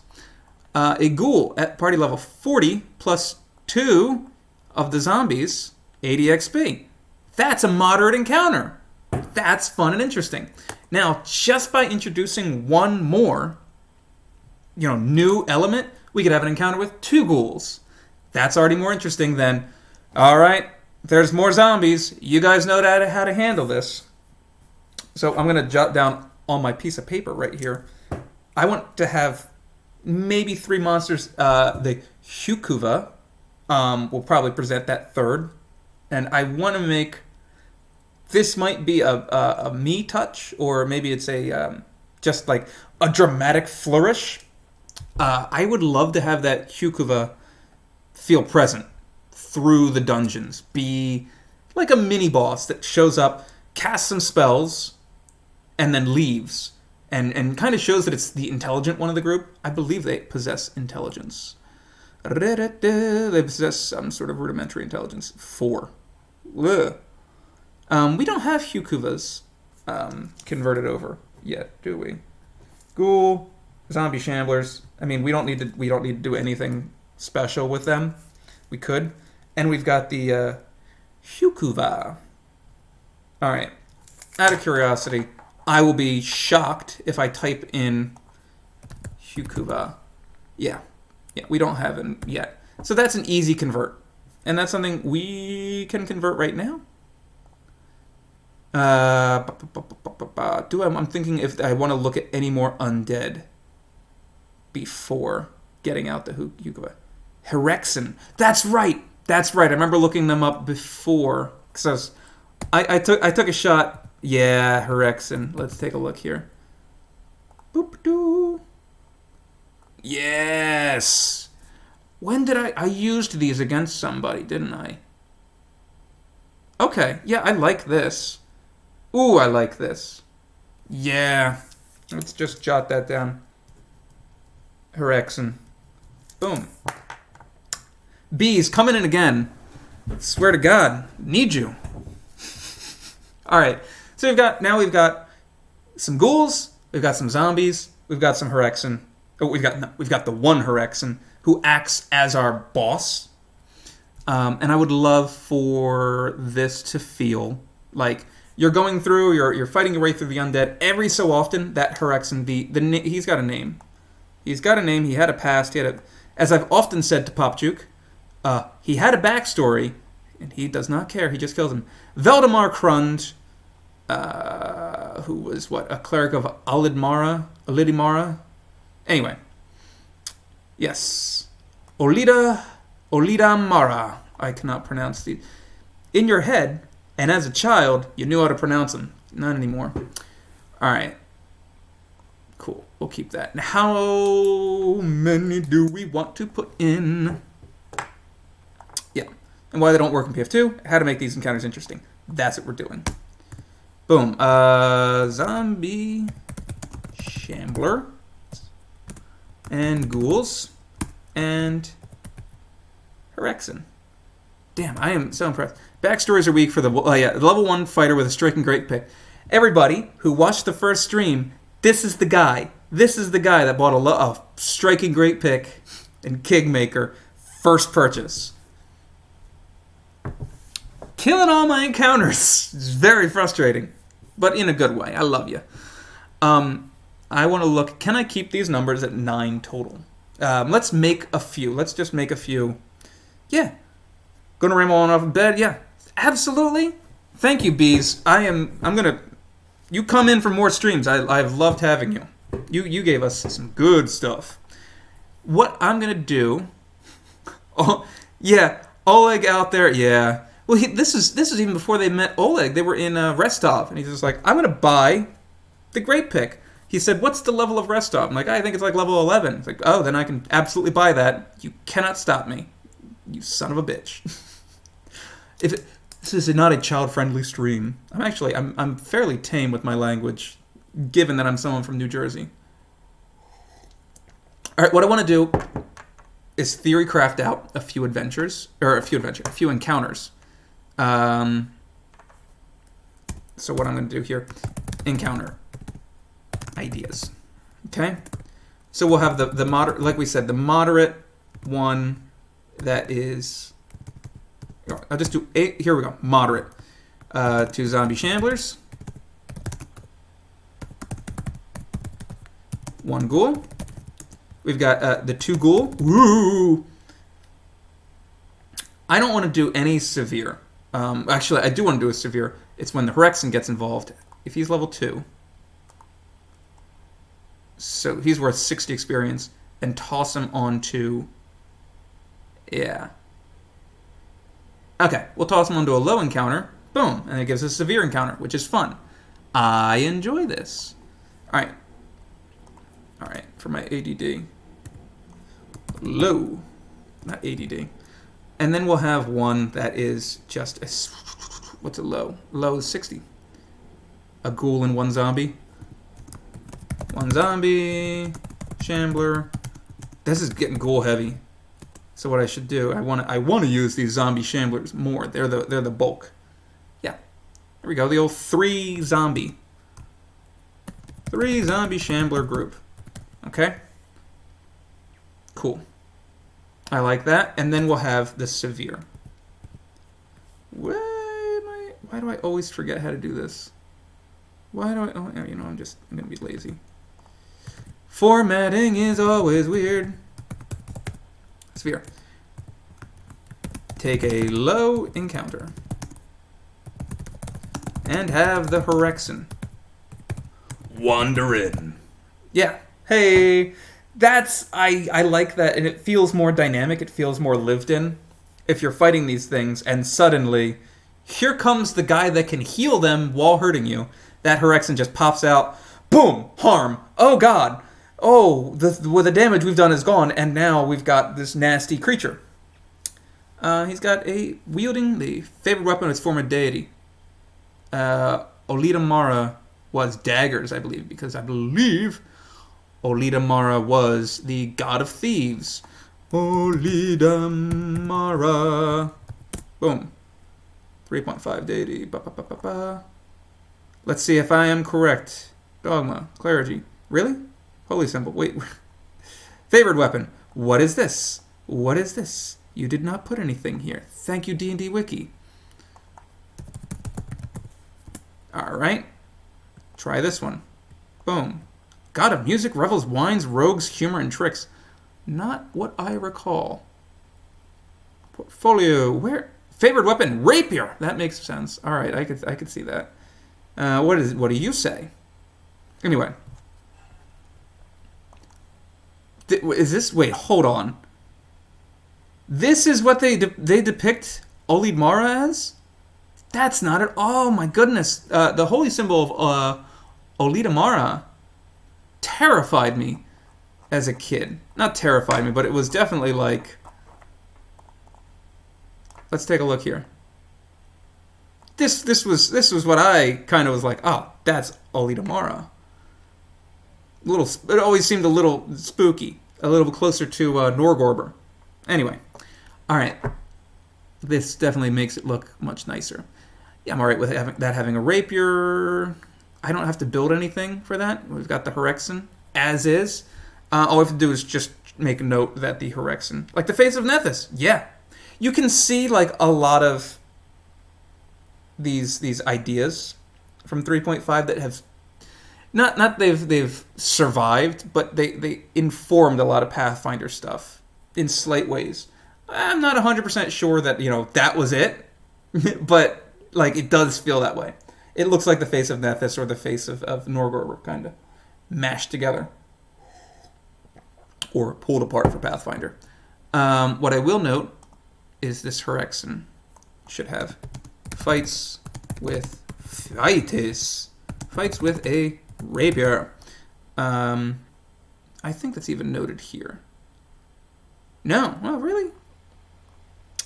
I like it. I like it having the rapier. Here's the thing.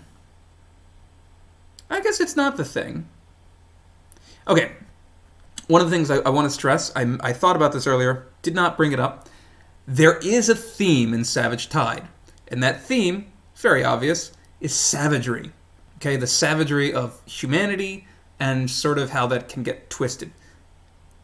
How a normal person can be twisted into a savage thing.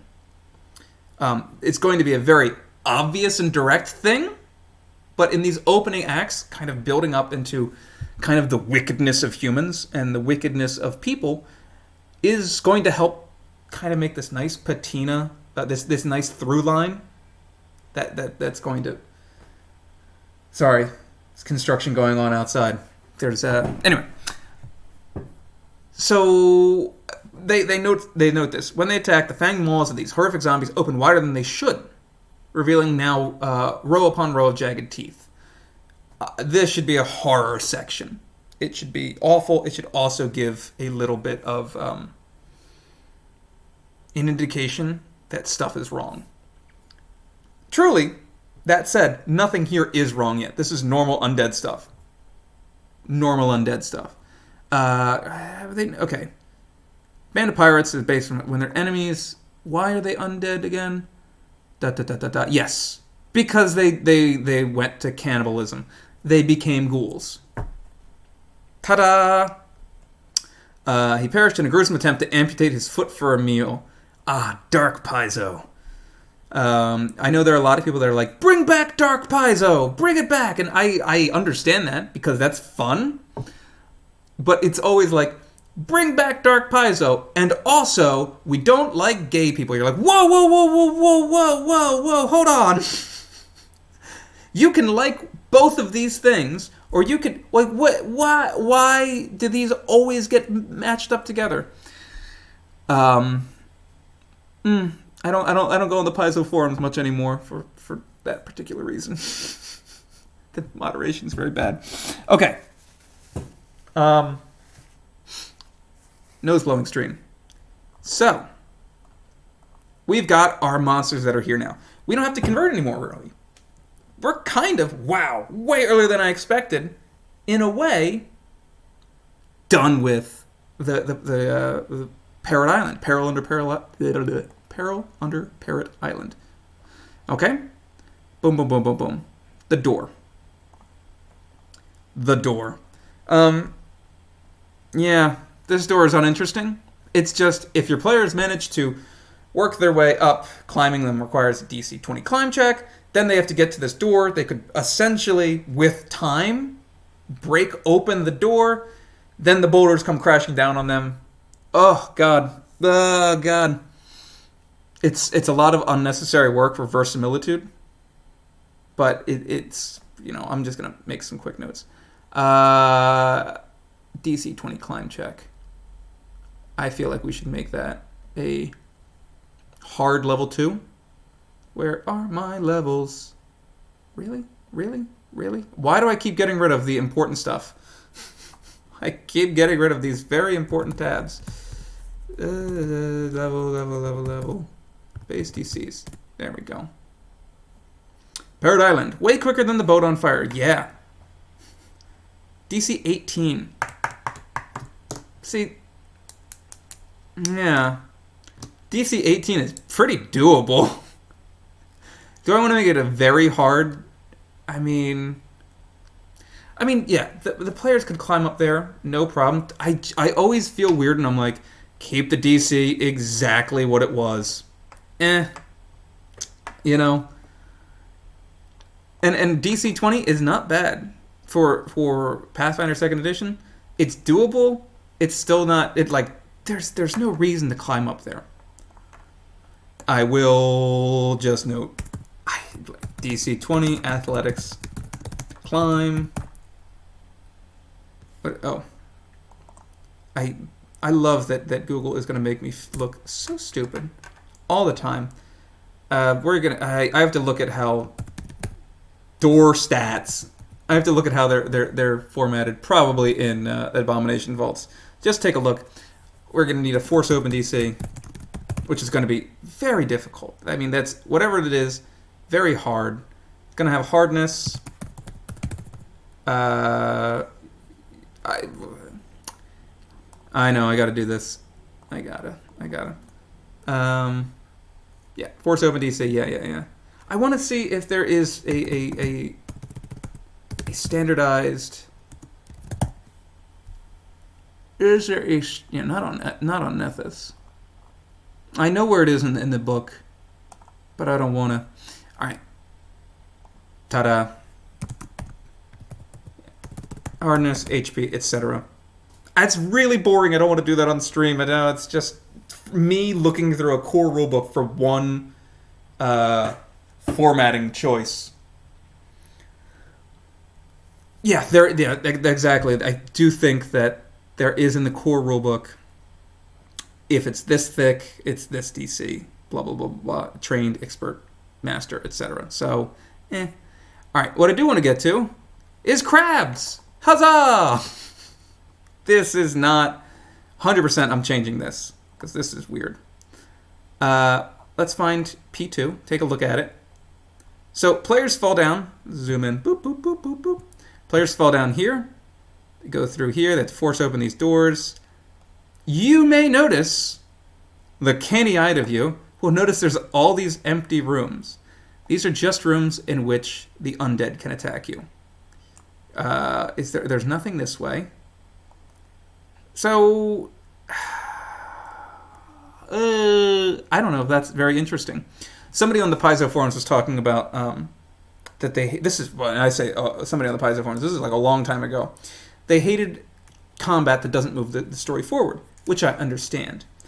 I still sometimes enjoy combat for the sake of combat, but I hate combat leading into a dead end, where it's just like, oh, that really was directly just a combat. I'm okay with you walk into a room, you fight something, and then there's stuff beyond that. Even if that story, that the story of that, creature being in there doesn't matter too much. This, though, is that you just explore all the way down here and you just are fighting undead the whole time. Is not too interesting to me. Yeah. There is a part of me that is like, well, what if we put something down here? We'll see. See about that. This is another story. It's not exactly conversion so much as it is adding in material for personal preference. That feels rude. Chips Jacobs would be so bad. All right, P2. We have this little section of water, and there are crabs in it. Oh no. Not just any crabs. They are hungry crabs, monstrous crabs. Small-sized. Fiercely territorial, they surge out of the pool to attack anything that approaches in 5 feet of the shore. You know what I want to do here? Well, do we have crabs? Creature family crab. Look at that. Giant crabs. Hermit crabs. These are all way too strong. How big is this giant crab? Medium sized. Too big.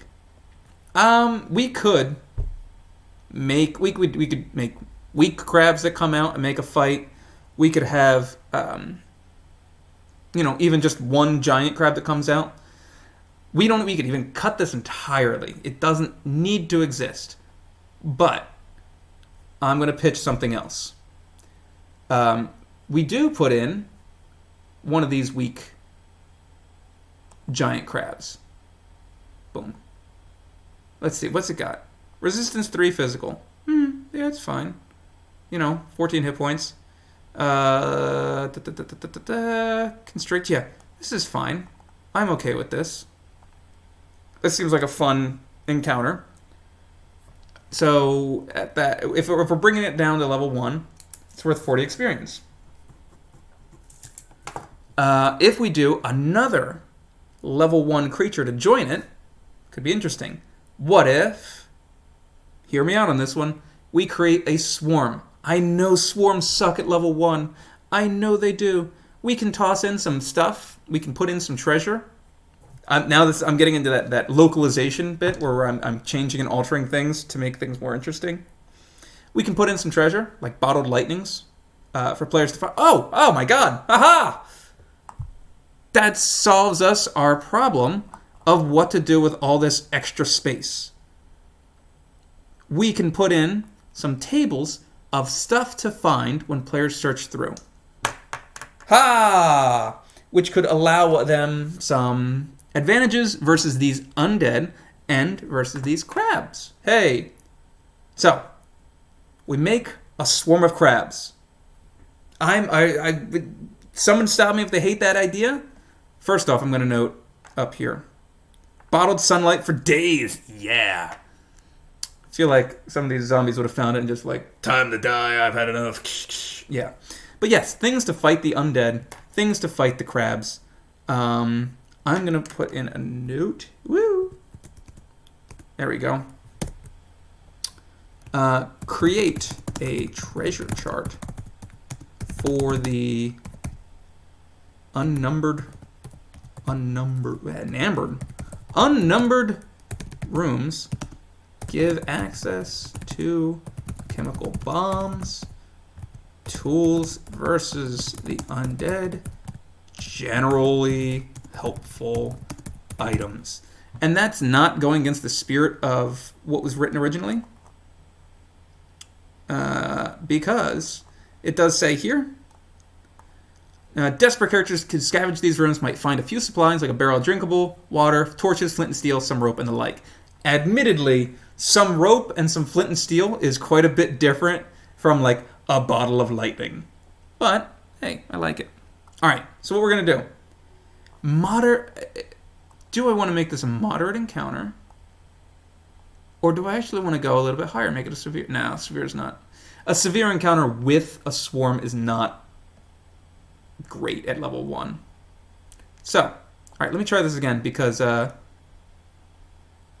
monster tools, yep, not working. Very annoying. Alright, instead what we're going to do, I'm going to make our monster here. I'm going to take a picture of it, put on my Photoshop, keep that for later, and then I'll just re-upload it when I clean everything up. Alright, we're gonna make a monster. It only took us an hour and a half to get to this point. We're gonna make a monster. Yay! Base roadmaps. What would a swarm be? Soldier, brute. I kind of like. Do I even want a? Let's do this without a roadmap. Crab swarm, and while we're at it, we've got the hermit crab swarm to build off of, to take a look at, draw inspiration from.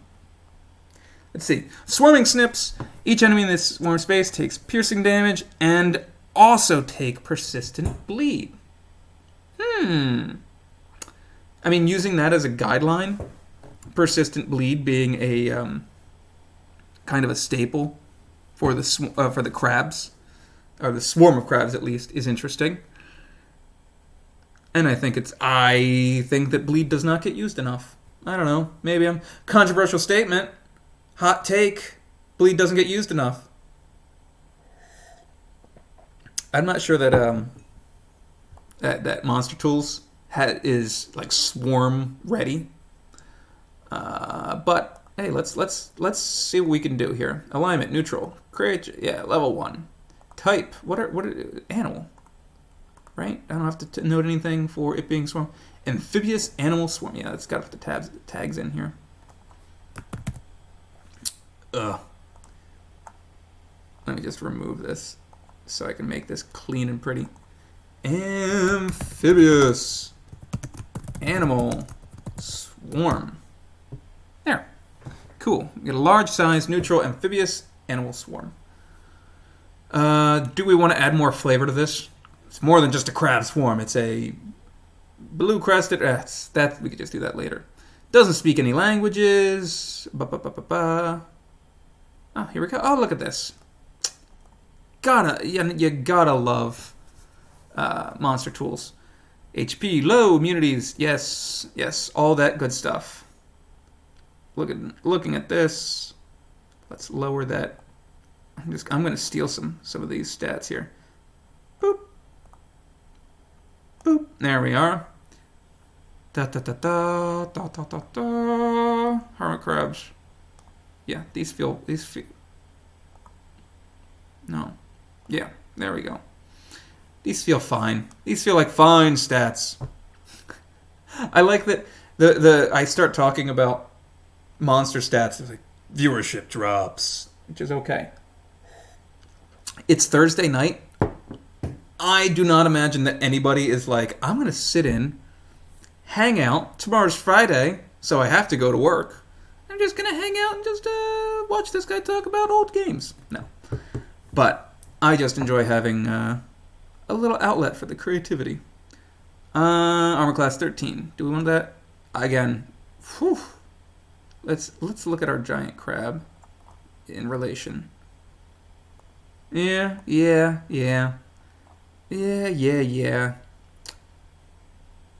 Alright, so the thing it definitely needs, some of these immunity stuff, Swarm Mind, resistances, all that good stuff. We're going to just drop them to 3 instead of... Oh, there we go. Piercing, slashing. Yeah, absolutely. Piercing 3, slashing 3. Weaknesses, area of effect, and... Oh, really? I'm surprised. I guess lightning doesn't really matter. Area, jeez. Copying, pasting. Just absolutely cheating. There. Alright. HP 18. With the resistances, that feels fine. No. No, it does not. There we go. 25 hit points. Is this armor class? This armor class still keeps getting me where I'm like, I'm not sure about that. Oh well. Okay. Keeping the reflex at 6. Fine. Will 3. Fine. Fortitude. This is going to be the killer for a lot of that area damage. Because we've got Scatter Scree now, which is so good. For the GMs out there, Arc Lightning. Lightning Arc? Oh my god. Why my brain can't do anything anymore. Not an area of effect. It's not an area damage thing. That gets 2. So, nice try. Getting around that. Electric Arc. Man, oh man. Sparky, thank you for being my brain here. Alright, Dark Vision, I imagine. Dark Vision, Tremor Sense. Just copy and pasting. Yep, no area weakness on Electric Arc. I spend a ridiculous amount of time thinking about Electric Arc when I shouldn't. Just because in every game I have, Electric Arc comes up. It always is there. And when I'm playing a spellcaster, I try my hardest to avoid getting it. If Pop Juke is still in, he will tell you and expound so much on the strength of Ray of Frost, especially now that he's playing a high-level Psychic who's doing around like 80 damage with his Ray of Frost cantrip. Oh god. He's converted me. These guys should have stealth. What do they have? Athletics? Pop Juke is still here, yeah. Oh my god, he could give a seminar on cantrips, and he will talk about how great Electric Arc is, so. I mean, it's not like he doesn't like Electric Arc, it's just that he's got other ones that he likes too. Keep with athletics. This is keep with athletics. I don't like athletics. For the Crab Swarm, what are they doing with it? They're pushing people. Tripping people, sure, I like that. Let's see. Athletics plus 6. Do I like that? Yeah, I like that. That's fine. Yeah. Offense, blah, blah, blah, blah, blah. Alright, it only needs the one attack, which I'm gonna keep kind of the same as this here. 1d8 piercing damage with a reflex save, and then they also take an additional persistent bleed damage. Easy, small. I feel like I'm cheating by essentially stealing the Crab Swarm. Make it crabs. Make it crabs. Oh, God. What, the name of the attack? Crabs. There you go. Crabs. Oops, right. It's got. I'm calling it a special attack, aren't I? Wait. Swarming Snips. Oh, you know what it is? It's not an attack. Duh. Delete. Boom. Offense. Ability name. Crabs. Revenge of Old Bay. Boom. There we are. Crabs. Revenge of Old Bay. For someone on the East Coast, I actually don't really enjoy seafood. I don't enjoy crabs. Crabs are very annoying. I live in Japan. I do enjoy seafood, but crabs are not my thing. I mean, but I'll eat something that tries to kill me, so that's fine. Call them Swarming Snips. Swarming Snips, damn it. I was like, I hope I came up with that name. Yeah. I feel like all I'm doing is really just taking this, is taking this creature and just scaling it down to lower levels. I think that's fine. I don't think there's anything wrong with that. Is it exciting? Not really. Copy. Paste. Cheat your way through this. 1d8 piercing. Taking 1 persistent damage. Alright, so this reflex save should go down quite a bit. Building monsters. Building Monster creatures. Da-da-da-da. Let's look at... Oh, I think it's actually also in the monster builder. It's going to be embarrassing. Average spell DC 14. There we go. DC 14 basic. Yeah, that's fine. DC 14 basic reflex save. Fail to save. I'll take 1 persistent bleed. All right. Bloody snips. Swarming. I've already got that kind of covered.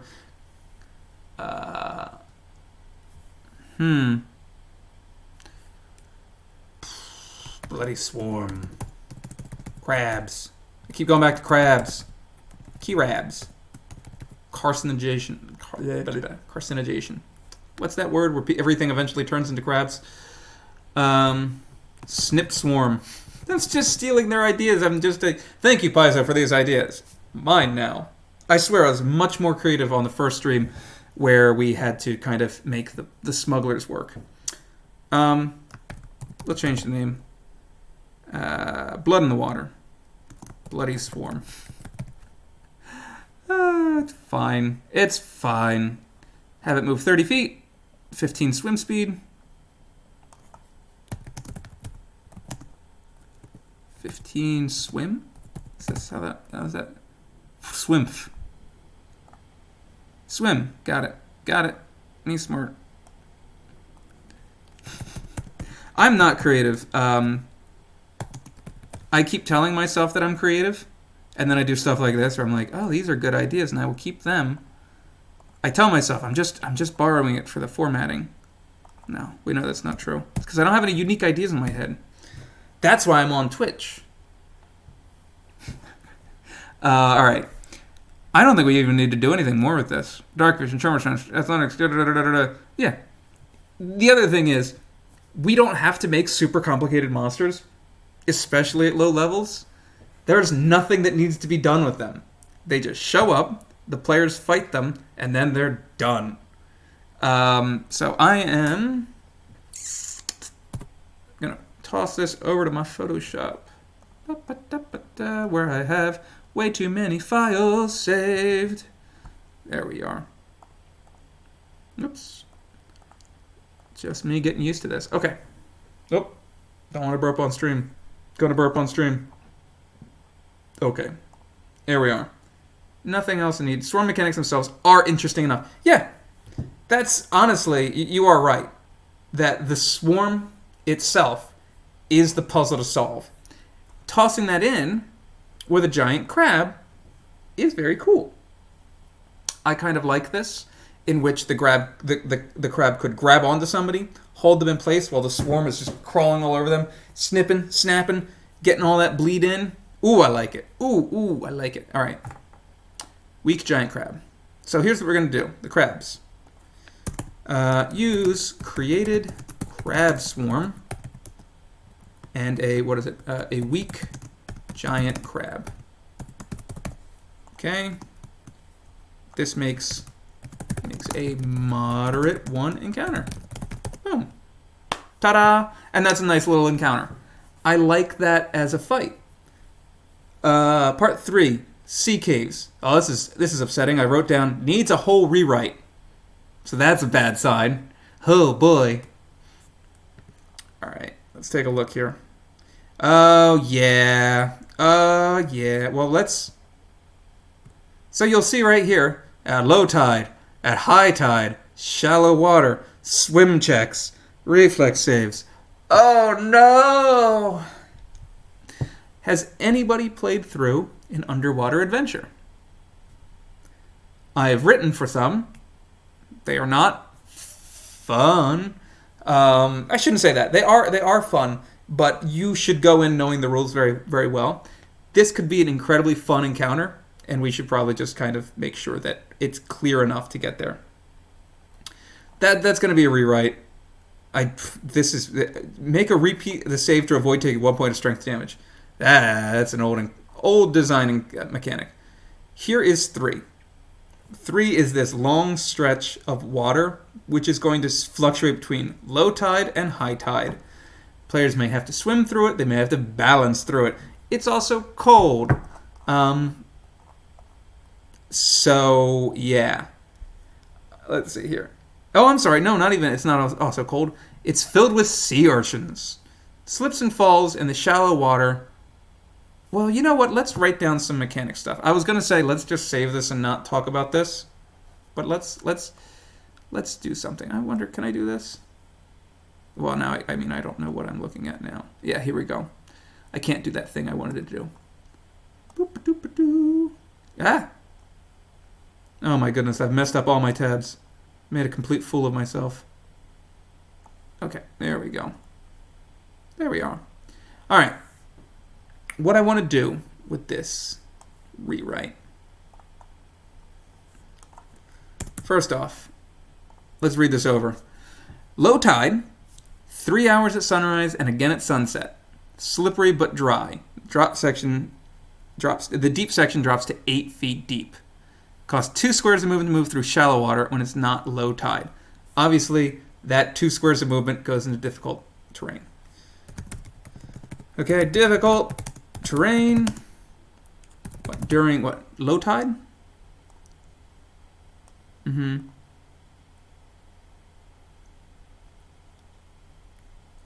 Through shallow water when it's not low tide. When it's not low tide. During... I'm going to put it not low tide. Okay? We should also... Well, I feel like I want to have the clarification of when low tide is and high tide. There is no high tide here. It's just got low tide and bleh. Swimming in the deeper water requires... Jeez Louise. Oh my gosh. All right, low tide. Slippery surface. This is going to be kind of the key to making this interesting. Is falling and slipping here in the urchins. All right. Acrobatics to balance. Acrobatics to balance. Failure means falling onto urchin. Then we introduce, well, make an urchin poison. Urchin poison. Really, all it needs is a lengthy sickened effect. Okay? Because we can't recreate the -1 strength. And make sure. Okay, 1 minute. We'll give it so I'm going to say, real fast, DC 14. Just a normal level 0, check. Fort save. Max duration.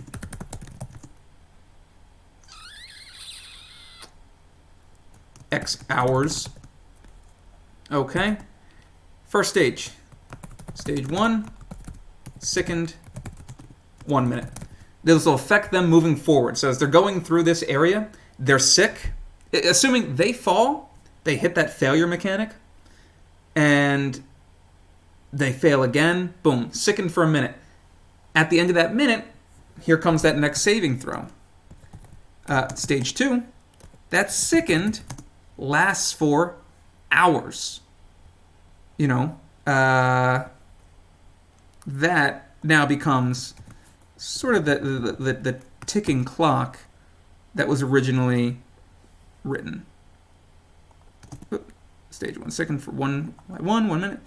Second one for 2 hours. We can play with all these numbers. Then we get, if at all necessary, stage 3, sickened 2. 4 hours. I'll mess with these numbers. Maximum 6 hours. Okay? Can't get rid of the sickened while this is in effect. Blah, blah, blah, blah.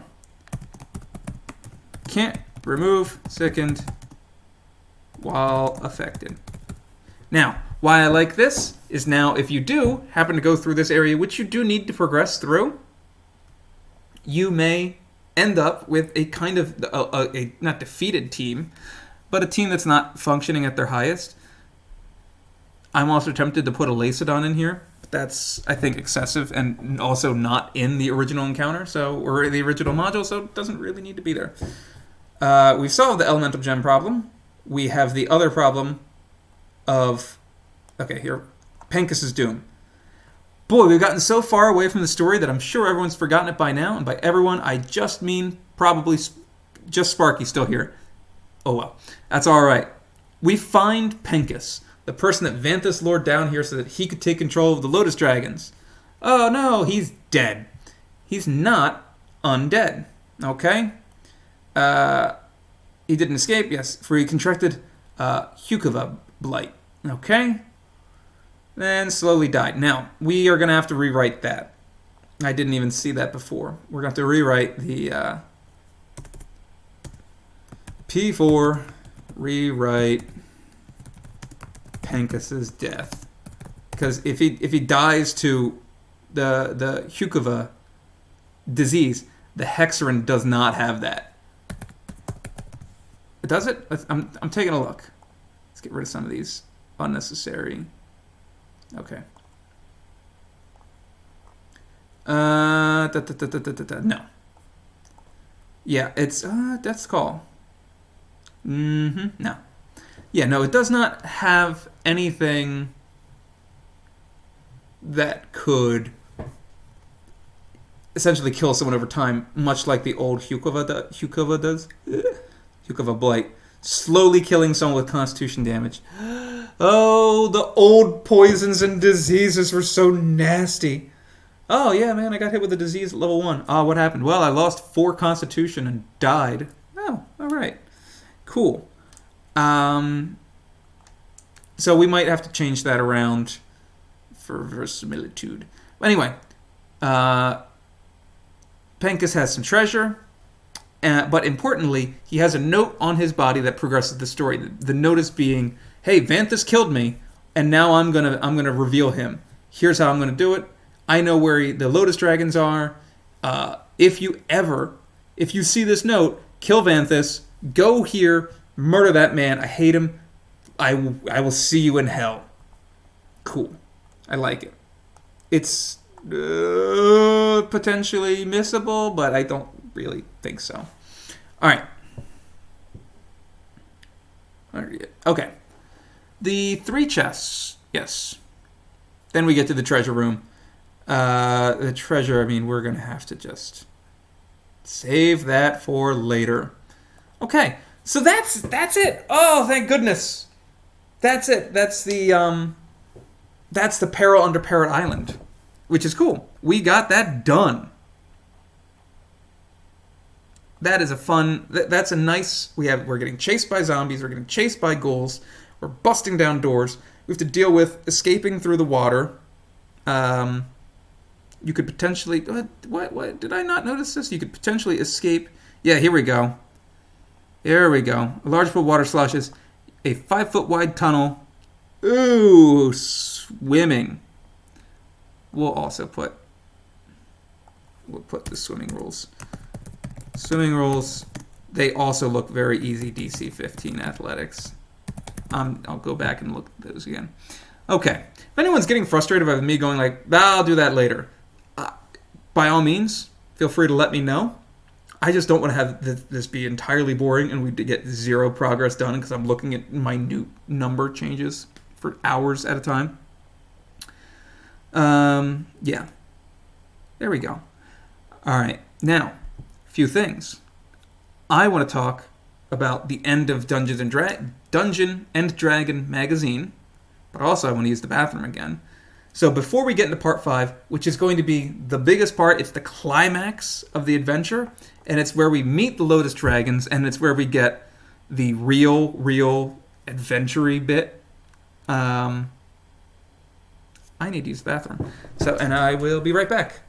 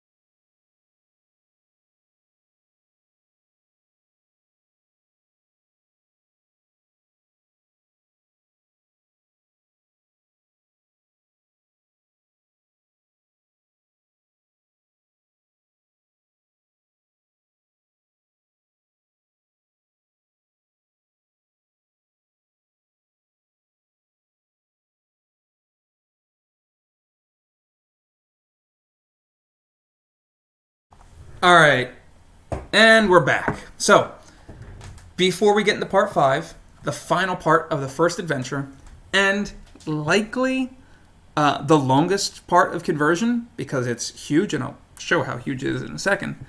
I want to mention Savage Tide was the last dungeon adventure path. But it also wasn't the last 3.5 adventure path. It was a very weird time. And WotC, or Wizards, had just decided to move over to 4th edition.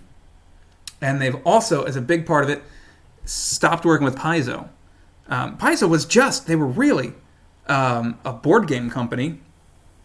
What they did, they licensed Kill Dr. Lucky, and they had the magazines, and then they had the Game Mastery sort of game accessories.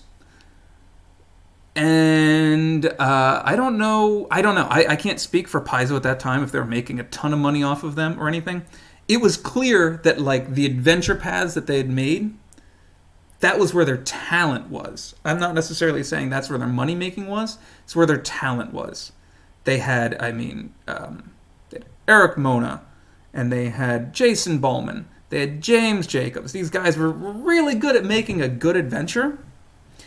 And then Wizards of the Coast kind of pulled the rug out and was like, yes, so we're not doing that anymore. And I don't know how things went, but it was like, I know a few people moved to Wizards to join their design team, and a lot stuck with Paizo to work on the Game Mastery line, which I'm going to show off because I was looking through at old Dragon magazines, because each adventure comes with a little bit extra, just like the adventure paths do nowadays. It comes with a little bit to flesh out the world. For instance, this adventure gives us an overview of the Savage Tide adventure path, and this is a weird one, gives us affiliations. Affiliations were introduced in the Player's Handbook 2. And in the spirit of 3rd edition, it was a lot of numerical little pluses and minuses and like little knobs and levers to play with that you could advance through the ranks of a fictional affiliation, but with mechanical benefits. So they decided to build out these affiliations for the Savage Tide adventure path that kind of play in, but it gets a little weird in some places. It's let's look at some of these powers you have. So, here's Church of the Whirling Fury, which you venerate the Eladrin Paragon Guinevere. I'm not going to be able to say that. Here's all these little ways to kind of increase your affiliation meter there. And as you do, and you'll be doing this throughout the adventure, destroy an artifact tied to the abyss. This is going to be huge throughout the game. You get these weird little abilities. Like, you can get a potion of protection from evil once a month. All right. +1 on attack rolls, weapons made against demons. Like, these small numerical things are very 3rd edition. But also, we've got stuff. Here we go. Where is it? You were considered a valued citizen of Sasserine. I believe one allows you. Here we go. Claim an audience with the king within 1d6 days once a month. It's very interesting. I don't hate that. But I mean, is the conversion of this necessary to the game? Maybe. Maybe. I mean, it's not necessary. 100% not necessary. Are we going to do it? Maybe. I think it could be kind of fun. We have rules for organizations that came out in the Dark Archive, but they're very divested from the mechanical benefits, at least to this degree. Not only that, we've got the Seekers, which we were introduced to before. We do also have more affiliations that get brought in later. All right, so why I'm talking about the Dragon magazines, goodbye Alid Mara, is the last Dragon magazine.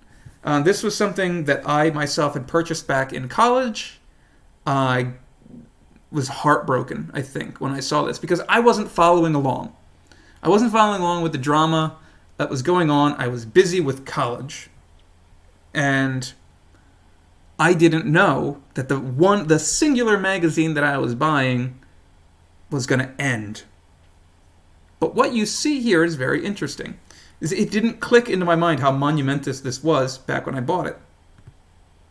So this is written by Eric Mona, where he's saying, look, Wizards of the Coast is not renewing Paizo's license for the Dragon and Dungeon magazine. Instead, they're going to be taking over it and putting it on the Wizards website. And I should probably show that off. What the Dragon magazines became, the Dungeon magazines became. I don't even think Dungeon magazine got renewed. I don't think they made anything else. Big difference in what they became, even though a lot of the names stayed the same. So Paizo is done now. Paizo's done with Wizards of the Coast. They have separated, and Pathfinder wasn't made yet. Sort of. You'll see it right here. August sees the debut of Pathfinder, a new monthly 96-page, perfect-bound, OGL-compatible, full-color, softcover adventure path book, printed on high-quality paper. This is where the adventure paths moved to. This is what Pathfinder started as. You can see right here, and I used to see these in my local game store. Burnt Offering, Skinsaw Murders. This was the Rise of the Rune Lords. That they were, and I think, I will be corrected, I'm sure, that this was sort of everybody's home games kind of getting put into the Pathfinder setting. The Galarian setting was being built for these adventure paths and not the other way around. Like, they didn't have this idea of a world and then they were just like, let's set the Pathfinder adventures there. It was sort of like, we have Varisia, we have this idea of adventure, we have Adventureland, Varisia, boom. And then we're going to make the story of the land, much like we did with the Dungeon magazines, through our adventures. The adventures told the story of the world. Okay. So they have been developing the next evolution of RPG campaigns. There is no talk of Pathfinder First Edition yet. Which is kind of sad. But you can see that this is where it gets started. And here's a little Sihedron rune up here, keeping a little wink to everybody for Rise of the Rune Lords. Oh my! So yeah, this is where they went, and this is one of the most. It's a tragic magazine to read because it's still, it's just a normal magazine. It's a normal Dragon magazine, still advertising for games that's not going to get supported ever again, and they're going through kind of the history of D&D in a way that sounds like D&D is dead. Unsolved mysteries of D&D. Here's Mordenkainen and the various, D&D paraphernalia. Talking about Eberron, trying to solve these old mysteries. Die Vecna Die, which was the classic AD&D was ending. We're going to put this module out to just say it's done and over with. Yeah, what was I thinking? Going into the Savage Tide Adventure Path, you have to kind of be aware this was the end of an era for, not just for Paizo, not just for Dungeon Magazine, or it was like for the hobby as a whole. WotC's move, Wizards' move over to 4th edition and to their own digital content killed a lot of jobs, and I think it ruined a lot of. That sounds spiteful. So much changed that, I'm not sure that the hobby ever truly recovered. They moved from the open game license to their very restrictive license that I forgot the name of which, and they shot themselves in the foot. As we can kind of see, we've seen the fallout from that. And it was, what an interesting change. I gotta see here. When did Hasbro buy Wizards of the Coast? 1999. So this was 2007. So this was potentially a Hasbro choice. But yeah, Wizards of the Coast had been bought by Hasbro at this point, which makes sense now that I think about it. Remembering the old Wizards of the Coast stores that I used to go to as a kid had all the Hasbro products. So yeah, it was. Now we're moving over to the Hasbro era, and they're making choices to kind of have these lasting effects down the line. And Savage Tide was the last thing to come out of the that era. So there's something quite sad about it. There is a lot of mixed feelings I have for this time. Now, I'm not saying this is somebody who was like, and I can't believe they made 4th edition and I hated it. I went right over to 4th edition right away. I got a group together. We played, and it was different, but I kept waiting for those old days to come back. I kept waiting for a lot of the things that the open game license encouraged to return. And it never did, and I didn't know why, because I was not that literate about this sort of stuff back then.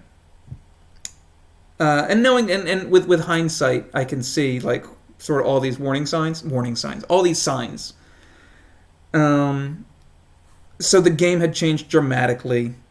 4th edition was very different, and there are a lot of people that love it, and I did for a time actually really enjoy it.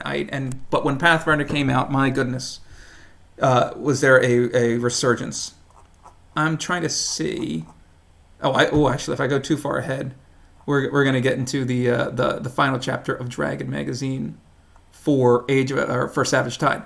For right now, I said all that to say this: while we're going through the dungeon magazines, we're going to have the Dragon magazines here to complement them. That will give us a little bit more insight into the world of Greyhawk, and also sort of what Savage Tide is building. This is a big thing for the adventure paths to build out the world as well as build out the adventure. There are so many things that were written in the adventure paths that have just kind of become canon in this brief 3-year window of Paizo having control that are so good that we still refer to today. We kind of got a lot of emphasis on forgotten Greyhawk things. Modern D&D is so different from what I grew up with, and I know that's such a grognardy thing to say. There's nothing bad about it being different. I cannot recognize what I see now. Anyway, we are back to converting, back to part 5. So, parents blew up, got the key, found that there's no treasure, hunting down Vanthus, Lavinia's... Hey, Tawdry! So glad to have you. I'm just doing some more conversion. We just got to the last part of the first adventure, which is we've hunted down Vanthus. Vanthus is the brother of this noble whose parents exploded. It happens. Parents explode. He stole all the money to fund a thieves' guild. Now, once we find out from this dead smuggler that he killed that the thieves are hiding... let's see, here he goes. He dwells in the lap of the lotus below the taxidermist's hall. Seek him there. The players... This is where it gets very interesting. The players return to Lavinia. This is Vanthus' sister, their boss, their contact, their patron. And she's like, oh my god, you saw Vanthus and he locked you away in these caverns. And, well, she says, well, gee, it looks like he killed that guy Penkus. You better go get my brother back from the Thieves Guild. But hey, she's not willing to admit to herself that Vanthus is beyond redemption and asks the players to capture him alive. And then immediately just pivots. If he makes this impossible, though, she only asks that his death be merciful and quick. Now, going through a few things, I have 2 sisters. I would have a hard time being like, well, you gotta do what you gotta do. You might have to murder my sister, but be cool about it. But there's also the thing to remember. What Lavinia knows is that he has robbed her. has been working with thieves and then went and murdered another man and then attempted to murder her hired guards. So I think you could say, as a person living in this time, in this kind of fantasy setting, you're like, all right, this guy's dangerous. Sure, do what he can, bring my brother back alive, but seriously, he's clearly dangerous and possibly mentally unstable. If you gotta kill him, man, you gotta kill him.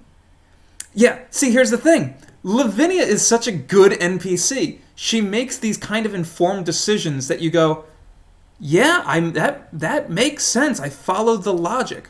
And she is, very rough space to be in. And she hasn't even yet figured out that Vanthus blew her parents up. So,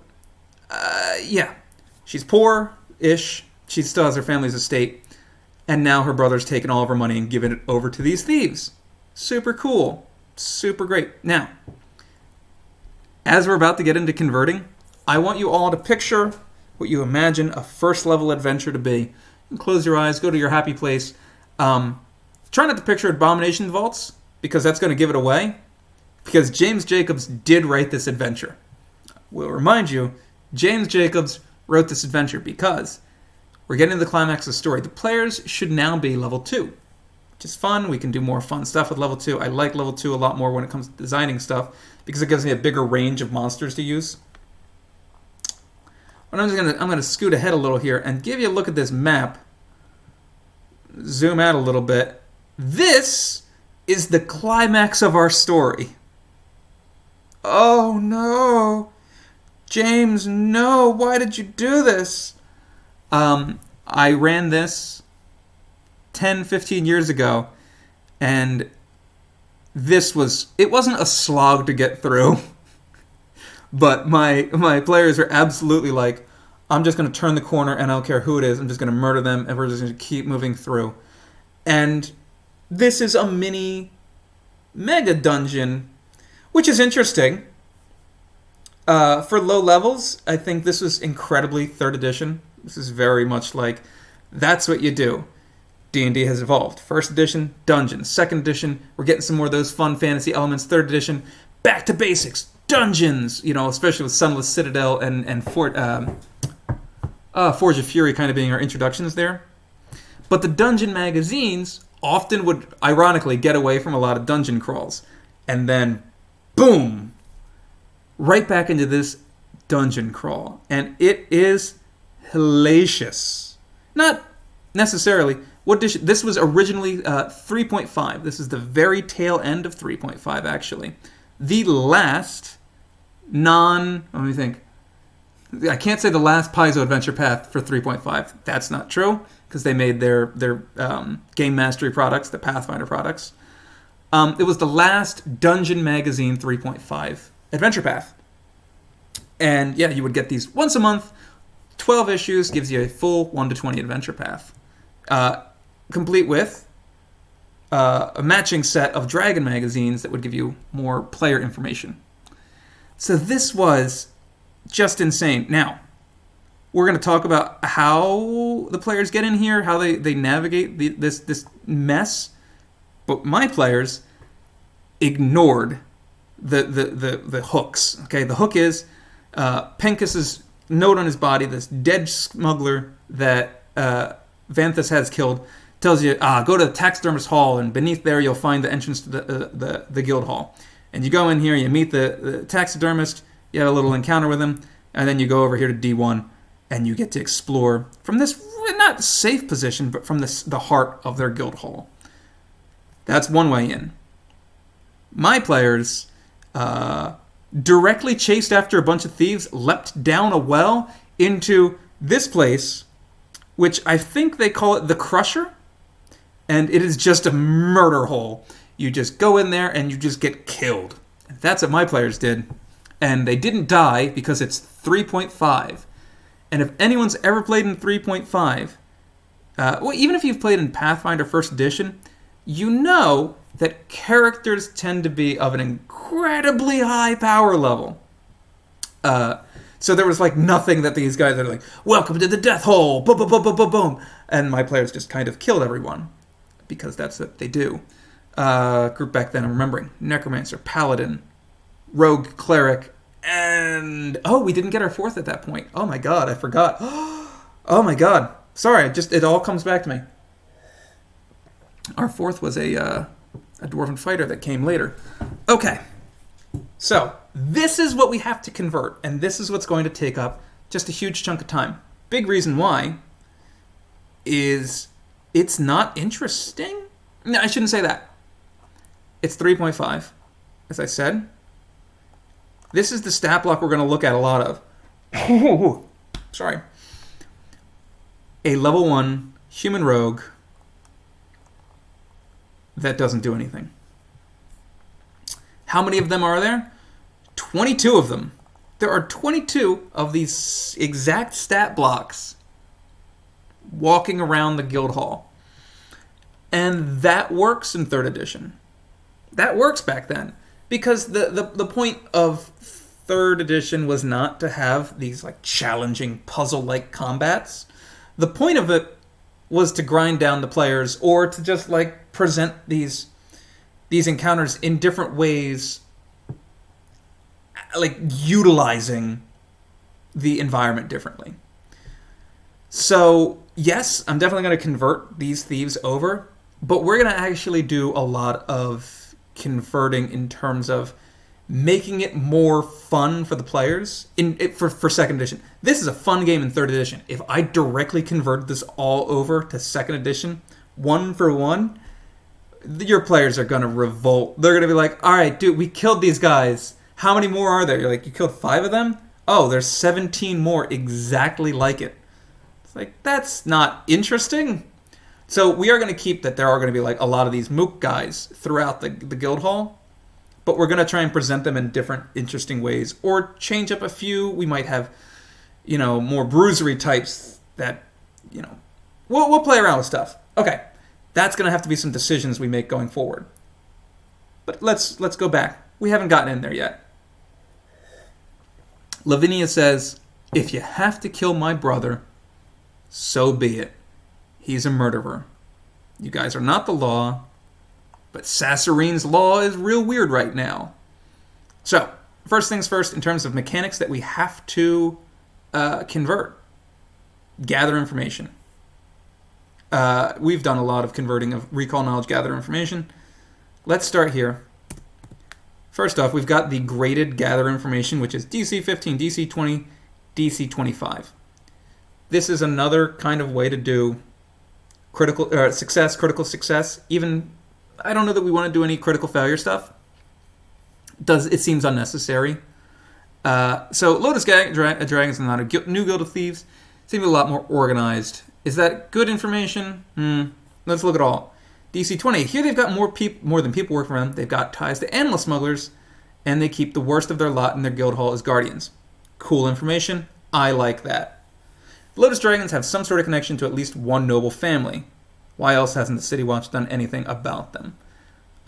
Is that worth critical success information? Here's what we should do. Let's do 2 noteworthy points of advice. First off, this check is what? DC 15. We're level 2 now. Let's look at our level-based DCs. Level 16, or a DC 16 gather information. That seems fine. DC 16, diplomacy, to gather information. Boom.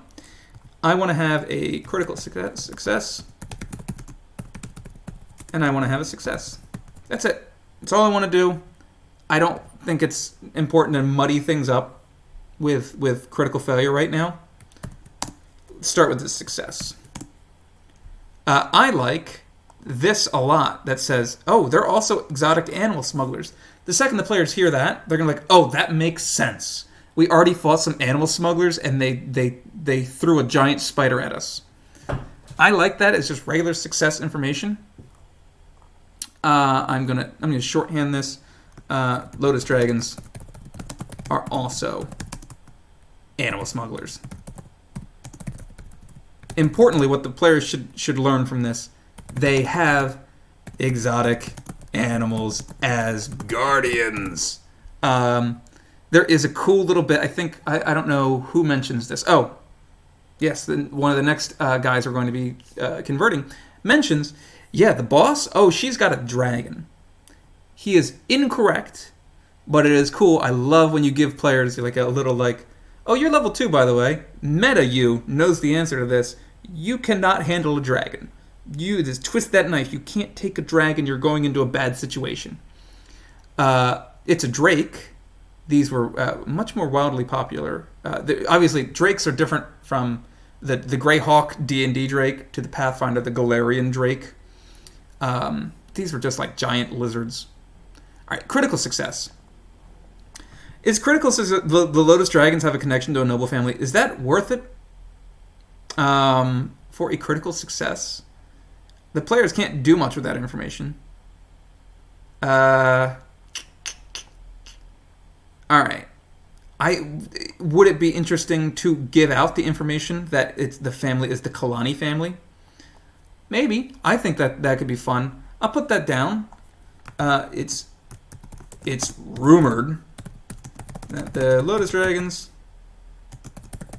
have ties to a noble family, the Kalanis, or ties to nobility, the Kalani family in particular. All right? So, in reality, one of the scions of the Kalani family, is it the Kalani? Anyway, Rowan Kalani is the one who's taking control of the Thieves Guild. She runs it. She is trying to essentially take over the town with her Thieves Guild. It is entirely irrelevant to the overarching story of the adventure path. Sasserine is sadly, as cool as it is, just a footnote in the story. I don't know if I mentioned this, but adventure paths had a very different feel back then. First off, they were put into a magazine that came out once a month, and the goal of the magazine was to just give GMs one single adventure to run, and then you just kind of move on. And you, with the idea that you'd be homebrewing or writing your own adventure in between. So it would give you a jumping off point. Most of these adventures would give you just a jumping off point. Or, you just had like a rough week and you don't have time to prep something. So you're like, oh my God, what do I have for level 5 characters? Let me look through my back issues. Boom, perfect. I know I've done that. I did that a lot in high school. So I think it was not unusual for the writers to go, okay, we'll give them all of these tools and the start of a story, and their group can take that story in a different direction than the adventure path. We're just going to keep writing the adventure path. So it's quite possible that a group would go and stay around in Sasserine, and that becomes their campaign and now we're fighting the noble families. So while it may not seem incredibly relevant that we're dealing with the nobility of Sasserine when the story has nothing to do with that, it made sense at the time to write as if. It also does lend an air of realism to things going on to give all this background politics going on. So, yeah. All right. That's our intro to the Lotus Dragons. The players likely would be asking around about them. Here we go. This sort of thing makes me, yeah, man. The Lotus Dragons were so I started playing D&D when I was in middle school. Oh my God. And I remember being the coolest kid in the school, sitting alone, reading a player's handbook directly at my desk with like a bubble of non-people around me. And like one person coming up. My thought process being, I'll find players if I openly display that I'm playing D&D. Which, honestly, actually worked twice. So I would write all these adventures. Like, I couldn't afford Dungeon Magazine, or they weren't really like... It was just accepted that you'd write your own adventures. And when I saw the Lotus Dragons, I was like, oh, this is the level 1 Thieves Guild done correctly. I'm making fun of it now, given like what a sprawling mess it is for the GM to keep track of. But I was like, oh, this is so cool. And that's what sold me on Dungeon magazines, I think, back in the day. Despite, actually, there was another one that got me into stuff. It involved aquatic vampires. So, yeah. By the way, there is a fun sidebar, and that is the most perfect, encapsulates this time and the thought process of these writers back then. Where is it? Oh, is it not here? It might not be in this adventure. Here it is. Switching sides. There's a chance that they accept the Thieves Guild leader's offer to join them. Because it's a role-playing game. Anything could happen. But they don't... you don't write an adventure path nowadays. And it's just like, what if the players just say, yeah, it's cool, we'll join the bad guys. But this was way back when. This was back in 2006, and the idea that you would write an adventure that had one singular path to go through, despite being called an adventure path, was absurd. Why would you write an adventure path where the players couldn't pick the morally ambiguous and wrong choice? So I think for the first 4 or 5 adventures, they have little sidebars that are like, by the way, if your characters are evil, this is what they're doing, this is what they're doing, this is what they're doing. Which is just so charming now. This is the thing that if you saw that on Reddit, if somebody said, oh, my players joined the bad guys, what do I do now? Everyone would just say, either railroad them back or crumple it up and start again. Instead of being like, okay, well, here's what we think how that adventure path should go. Oh, hello. Hello. Thank you for following me. I shocked myself with that sound. I just put that in this morning. I was like, oh, new noise. Okay. So, sorry for the sidetrack. Now, the players are now either following up on what Penkus has left them for information, heading to this taxidermist hall, or they're doing the gather information. A single Lotus Dragon Thief approaches one of the players and uses sleight of hand, thievery, to give them a note. Okay, this note is right here. You are being watched by the Lotus Dragon. Your questions will bring you misery. It's best to sit back and let things happen as they will. Further interference will only bring you tears. Which is overly flowery writing for a bunch of thieves. I'm pretty sure I roleplayed them as a bunch of like, oh, we got to get him, is what we got to do. Way back in high school. College. This was college. Oh, man. And I don't think I think it's cool to play these. They have connections to nobility. You should play them smart. I don't know what I was thinking back then. The thief gives them a note, essentially warning them, you better not, or we're going to get you. It doesn't really do anything. Thievery checks. This is we're going to use, I'm going to put this here. Use the thief stats for the thievery check. And we'll use the pickpocket skill feat as a baseline for what we want to kind of do there. It's entirely like flavor role-playing stuff. The idea of like slipping them a note and like, oh, you found a note in your pocket. These guys must be good. Interesting. All right. If the players ignore the note, which they're gonna do, I've never played with a group that'd be like, oh, geez, we should probably stop doing this stuff and you know what I say that? Small fun side story. I played Dragon's Demand while I was living in Korea, and I had a group of players that were all new to role-playing games. And if you don't, this is not really spoilers for Dragon's Demand. It comes up pretty early in the game. At some point, a dragon comes up and demands, see where they got the name? Some sort of tribute from the town. And my players, I was like, all right, time for you guys to be heroes. And they were like, awesome. What's the nearest town? Because we're done here. We are leaving and we're not coming back. Which is shocking. As the player, as the GM, you're holding up that huge 120-page book of Dragon's Demand. You're going to leave? You don't want to stop the dragon? And your player's like, no. No, we don't want to do that. Toss that aside. So, I mean, yes, if the players ignore the note, your players might take the note's advice. Highly doubtful, but, If the players ignore the note, this is a fun encounter. The Lotus Dragons arrange an ambush at some point when the players are on the streets of Sassarine. Okay? They pay a street urchin to pick one of the PC's pockets and then race in the alley. There's no rules. They don't have any roles here for this. The point is that urchin is supposed to get caught. That urchin is making it well known. I'm okay with there not being rules. You could just have an urchin grabbing at their coin purse or anything and just running off in the alley, because the point is that street urchin is there to distract them or get them to a place, getting them into an alley. And this is where I remember why I loved 3.5, because there were so many meta things that is like the enemies knew how to use the rule system too. So, and they do in Pathfinder 2 as well, but this is a different feeling. Listen to this.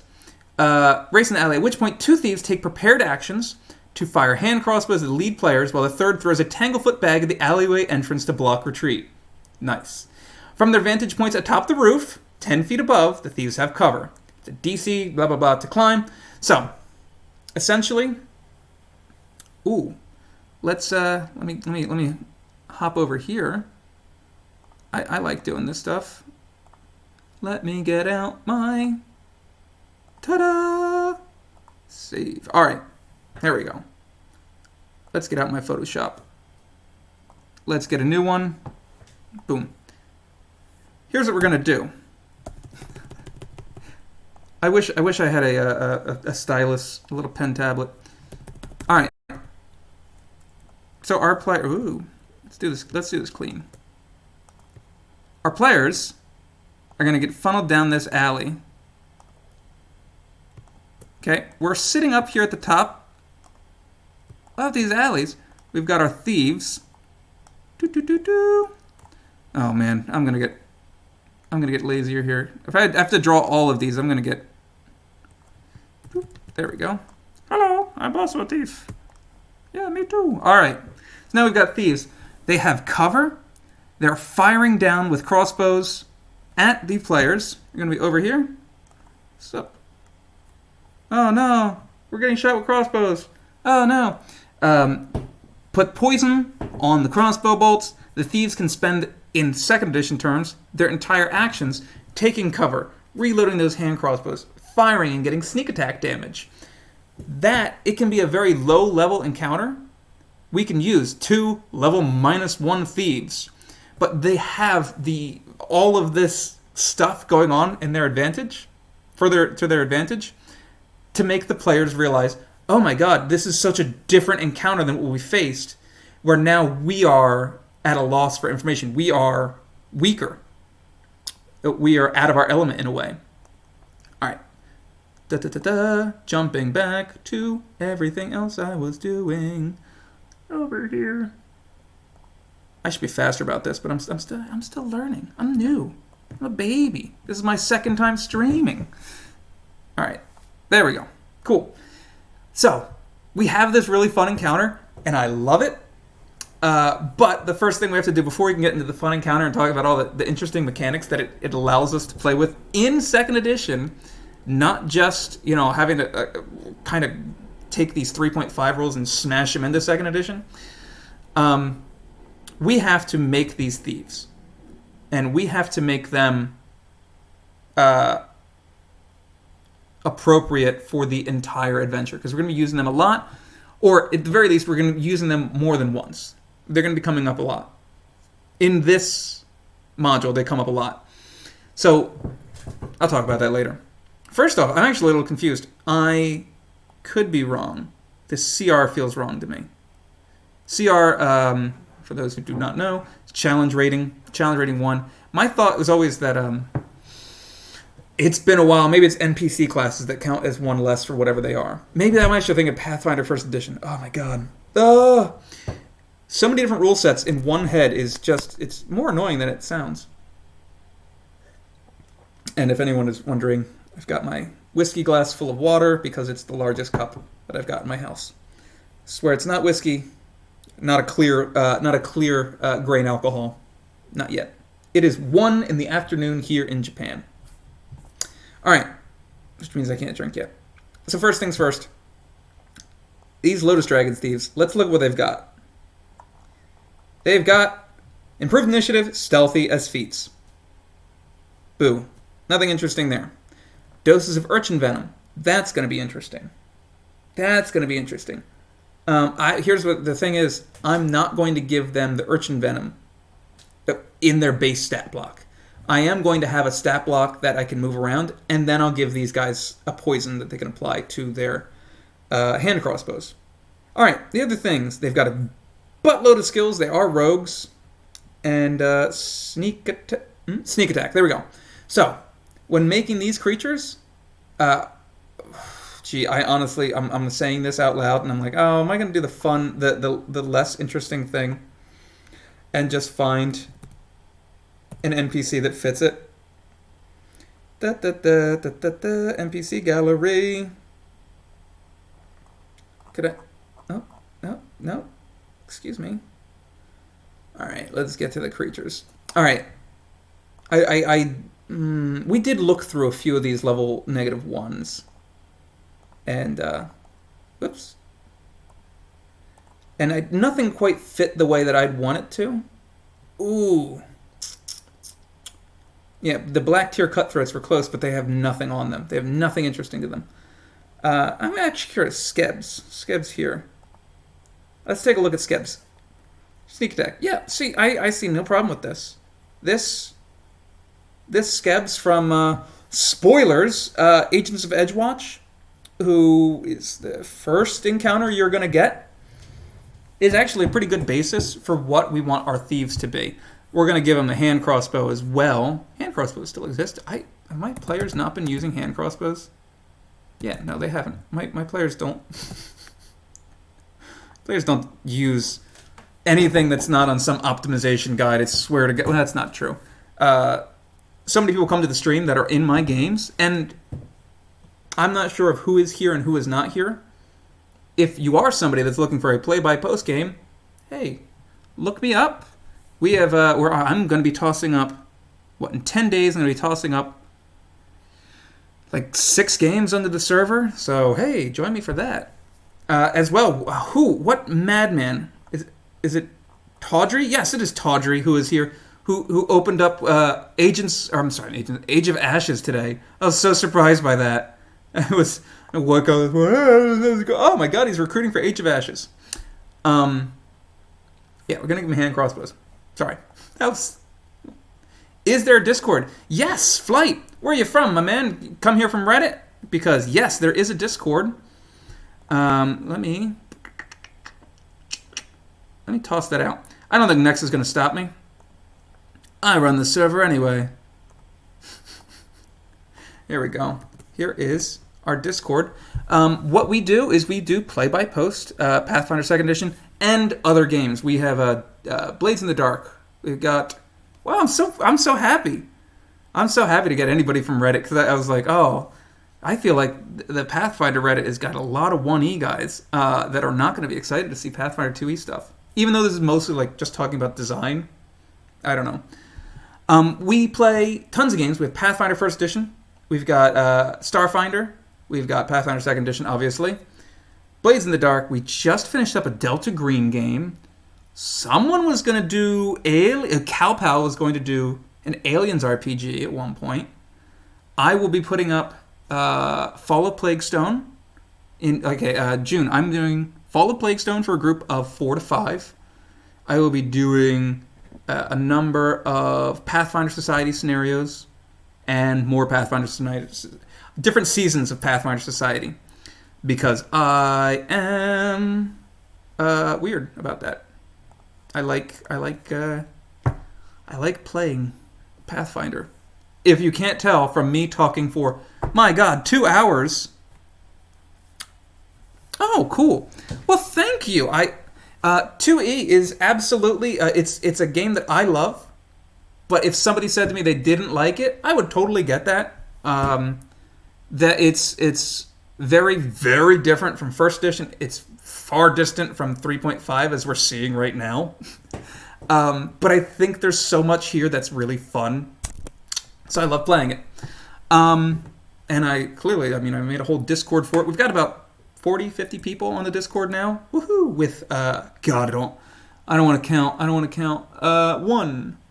How many games? 2, 3, 4, 5, 6, 7, 8, 9, 10. Oh my God. 11, 12, 13, 14, 15, 16, 17, 18, 19, 20, 21, 22, 23, 4, 5, 7. Oh my, 27 games on the server right now.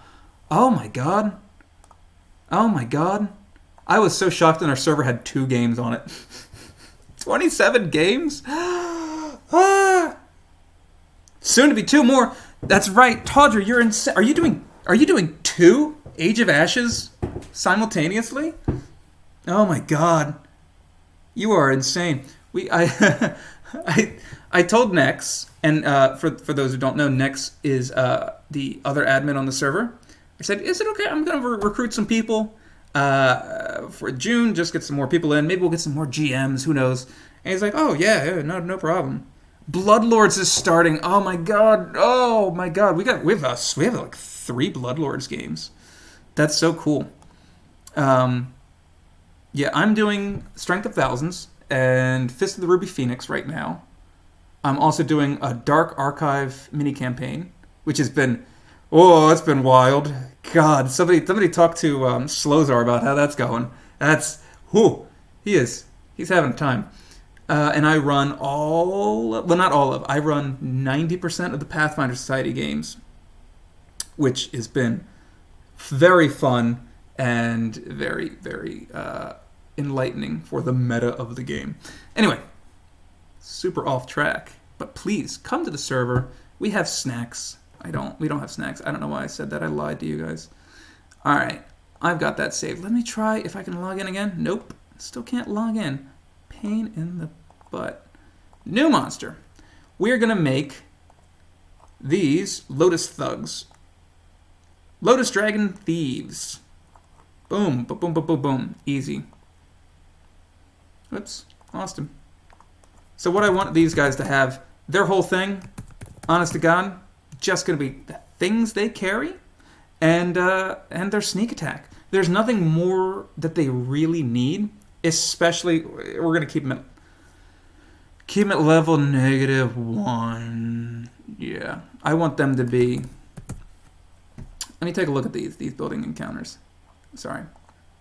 At level -1, if players are level 2, they're going to be... Whoop, my brain stopped. There we go. Worth 15 experience. I can kind of throw a bunch of them into a fight, which we're going to have a lot of, and they'll still be kind of these interesting little mooks that you can mow down. And if you're my players, you'll be very merciless.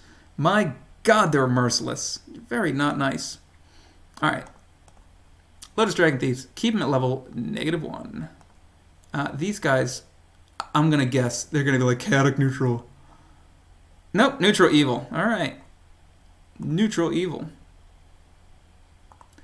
Medium humanoid languages, just common. No other traits to them, nothing fancy. Let's get a roadmap. They're skirmishers. Yes. Yes. There we go.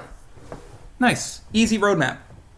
I will do items on a case-by-case basis in the actual conversion guide, because we're going to see a part of them being funded by nobility and by these higher houses is they have access to a lot of interesting items throughout the game. They open with they're throwing tanglefoot bags and they're firing off poisonous bolts at people. That's fun and interesting, and I think that what makes these encounters fun is not knowing what the thieves are going to pull out next. So I'm not going to do much in the way of treasure right now or items. Just their basic stuff. Give them a dagger, give them a hand crossbow, and give them some leather armor. Now we get into, let's do some quick skills. We want them to stealth. We want them to have acrobatics. and deception. I feel like this is where my brain does the I'm just giving them the good skills. Oh, thievery. Give them a bunch of skills. Okay, since we're going to be using them in a lot of different scenarios, I want to give them a lot of skills. And I don't want to give them athletics. I don't want to give them, intimidation, these sort of classic fallbacks. Yeah, I like this. That seems fine to me. Okay. And the other thing. Boom, boom, boom. Ta-da! This is what it's going to look like. Just, whoops, offense. Sneak attack. Where did my skebs go? I'm gonna copy a bunch of stuff from skebs because I'm lazy. Thank you, skebs. Da da da da da. Yeah, that's right. Hold on. Is it 1d6? Is sneak attack 1? Yeah, it's d6s. I don't know why my brain thought 1d8 for a minute there. Skebs, that's not what we are. Lotus, dragon, thieves, deal. You know what? I'm going to change it. I don't like the plural of that. A lotus dragon. Lotus dragon, thief deals 1. Perfect. Easy. Sneak attack. That's their thing. That's what they do. Our strikes are dagger, and our ranged gives us the hand crossbow. Now, let's look at numbers. And crossbow, let's also get the dagger out, because I think that's got agile, finesse, thrown 10, of course, agile, finesse, thrown 10, versatile, askish. Yeah, alright. Whoops. Agile. Woo. Finesse. Thrown 10 feet. Woo. Skebs has a dagger. What's that say? Thrown 10 feet. Yep, versatile. See, I'm still to this day used to Pathfinder first edition stat blocks where I keep handing things. If you have not written a stat block in PF1 or 3rd edition or 3.5, I like doing it. That used to be the thing that I would do in my free time for funsies. I don't know why. It's just sitting there doing your taxes, but in Fantasyland. So, I don't know. I always enjoyed doing it. But it's a huge pain in the ass. Absolutely. It's oof. All right. They don't want to be using their dagger too often unless they can get off that sweet sneak attack. We've got agile, so we're going to be using our... What? So we're going to have a +5 here for attacks. Ta-da. Ta-da. Hand crossbow traits. Yeah, range 60 feet. I always forget how this... Oh, it's so embarrassing when I have to figure out... I have to remember the formatting. Let's do this. Let's do something. Let's see if I can cheat this out. Cheating. Creature. Here we go. Let's look at the format on this Copperhand Rogue. Spoilers for Agents of Edgewatch. Range 60 feet. There we go. Reload 1. Easy peasy. There. Ta-da! And our hand crossbow does 1d6. That's it. There. So these are not exactly threatening characters on their own. But once they start getting those poisons, once they get their opponents in the right position, like they will in the in this murder alley that they've made, where they're just taking cover, getting that or their opponents flat-footed, and just firing down at them with poisoned hand crossbows. Cool. Also, I like anything that makes these classes that are so really powerful at level 1 have to think differently. If Pop Juke's still in the chat, Pop Juke plays an orc fighter with a great pick in Kingmaker. And fights go like this. I stride up to him, and I hit him. Then I stride to the next guy, and I hit him. If we have the problem of our enemies are up high, as a melee fighter, we have to now adjust how we interact with that encounter. And that's much more fun having that texture to it. So these Lotus Dragon Thieves, while they would pose a low threat, double checking that. These are 45 experience altogether. Yes. 45, it's a trivial threat. It's a trivial threat getting ambushed by these guys. The fact that they'll be able to get the players in a murder alley will absolutely make it a much more interesting encounter and a much more dangerous one, despite the fact that the players will be level 2 and these guys are level -1. That's very fun to me. Okay. Do I need to add anything else here? Am I forgetting something? I'm not sure if I like that armor class being 14. That's pretty much where I'm at. Let's look at armor classes here real quick. I think it's on the low side. It's on the moderate side. High is 15. All right, we'll keep it 4. We'll keep it 14. Oh, jeez, the speed. Higher speed than usual. Nope, not at all. These guys are still just humans. Oh, got to change these numbers around. Can't just have everything 4. Stealth should be 5. 5. Deception. Okay, lots of 5s is what we're seeing. 5. Deception is the only one that's going to be 4. The reason if you come from any other edition, except for 4th edition, verisimilitude with Pathfinder 2nd edition is kind of thrown out the window. With the exception of this low-level stuff, you kind of have these numbers that make sense. Once you get the higher levels, it's sort of like, for the sake of game balance, not so much. Depending on how you feel about that, whatever. This is a fine stat block for a creature we're going to be using relatively often. So what I'm going to do, I'm going to take this over to my Photoshop again. Boom. And leave it there for myself to clean up later. Ooh. Oh no, I'm getting hungry. I have to, yeah, I think we'll go for another hour or so here with the stream. Then I got to go pick up my son, take him to the doctor's office. He's got a runny nose, but he's okay. All right. We have, oh yes, now we get to talk about this ambush encounter. What I'm going to say here. Ambush Thieves, blah, blah, blah, Lotus Dragon Thieves. All right. Stat block made. I didn't do this for anything else, but I'm doing boop. There we go. All right. We have to talk about rewriting rules for this encounter. Thieves. We still have Tanglefoot bags. You see how very... We have... There we go. Tanglefoot bag. Yes. Cool.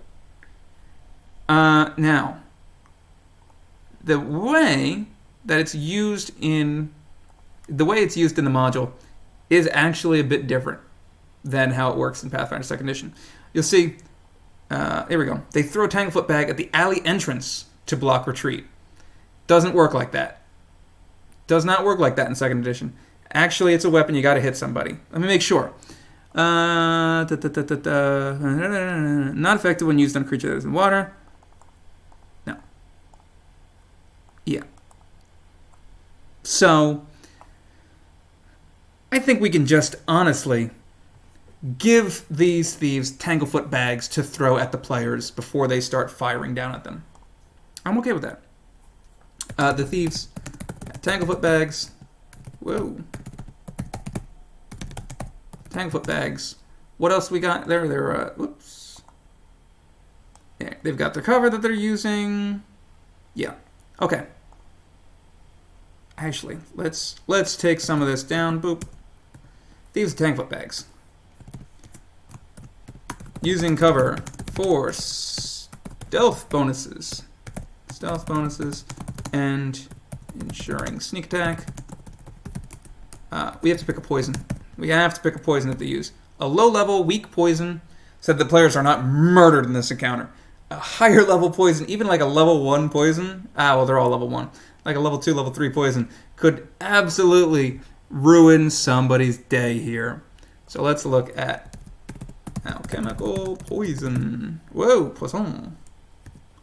There we go. Alchemical poisons. These are the rules for them. These are the rules for them. All right, we'll do this. Chemical poisons. All right, let's just look. Level 1 to 1. Arsenic. That is, first off, not. I think that's an ingested. Really? Wait, what? Ah, here he is. Ingested. We want an injury. Spear Frog. What's this do? Poison damage and enfeebled. Already liking that. The Spear Frog poison. And could be fitting. We're in a jungle environment, actually, here in Sasserine. I'm already liking that. All right. We did just use the giant centipede venom. That is it. We are 3 level 1 alchemical poisons. But I think I really like the Spear Frog poison already. Jadam, welcome back. Hey. I'm going to put here Spear Frog poison, question mark. And I'm going to link to it so I don't forget later.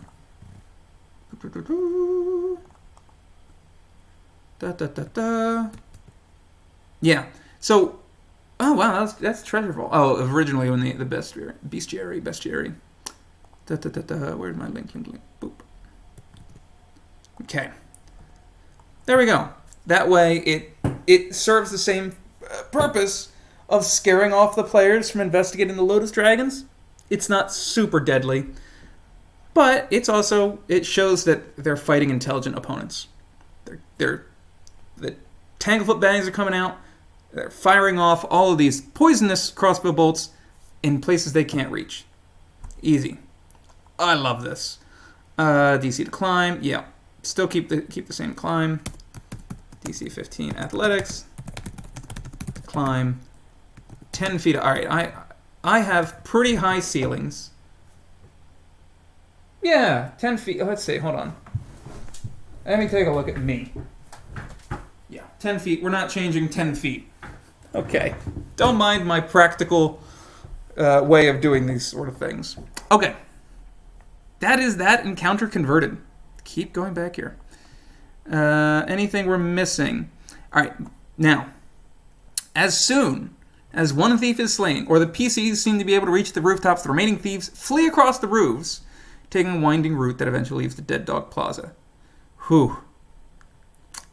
Boy. So, my GM brain is kicking in here, where I'm saying, well, why can't my players catch them? Why can't my players, pew-pew them as they're running? I know for a fact every spellcaster with Ray of Frost is like, actually, I have a 120-foot range on this spell, so I should be able to snipe this dude. And they'd be right.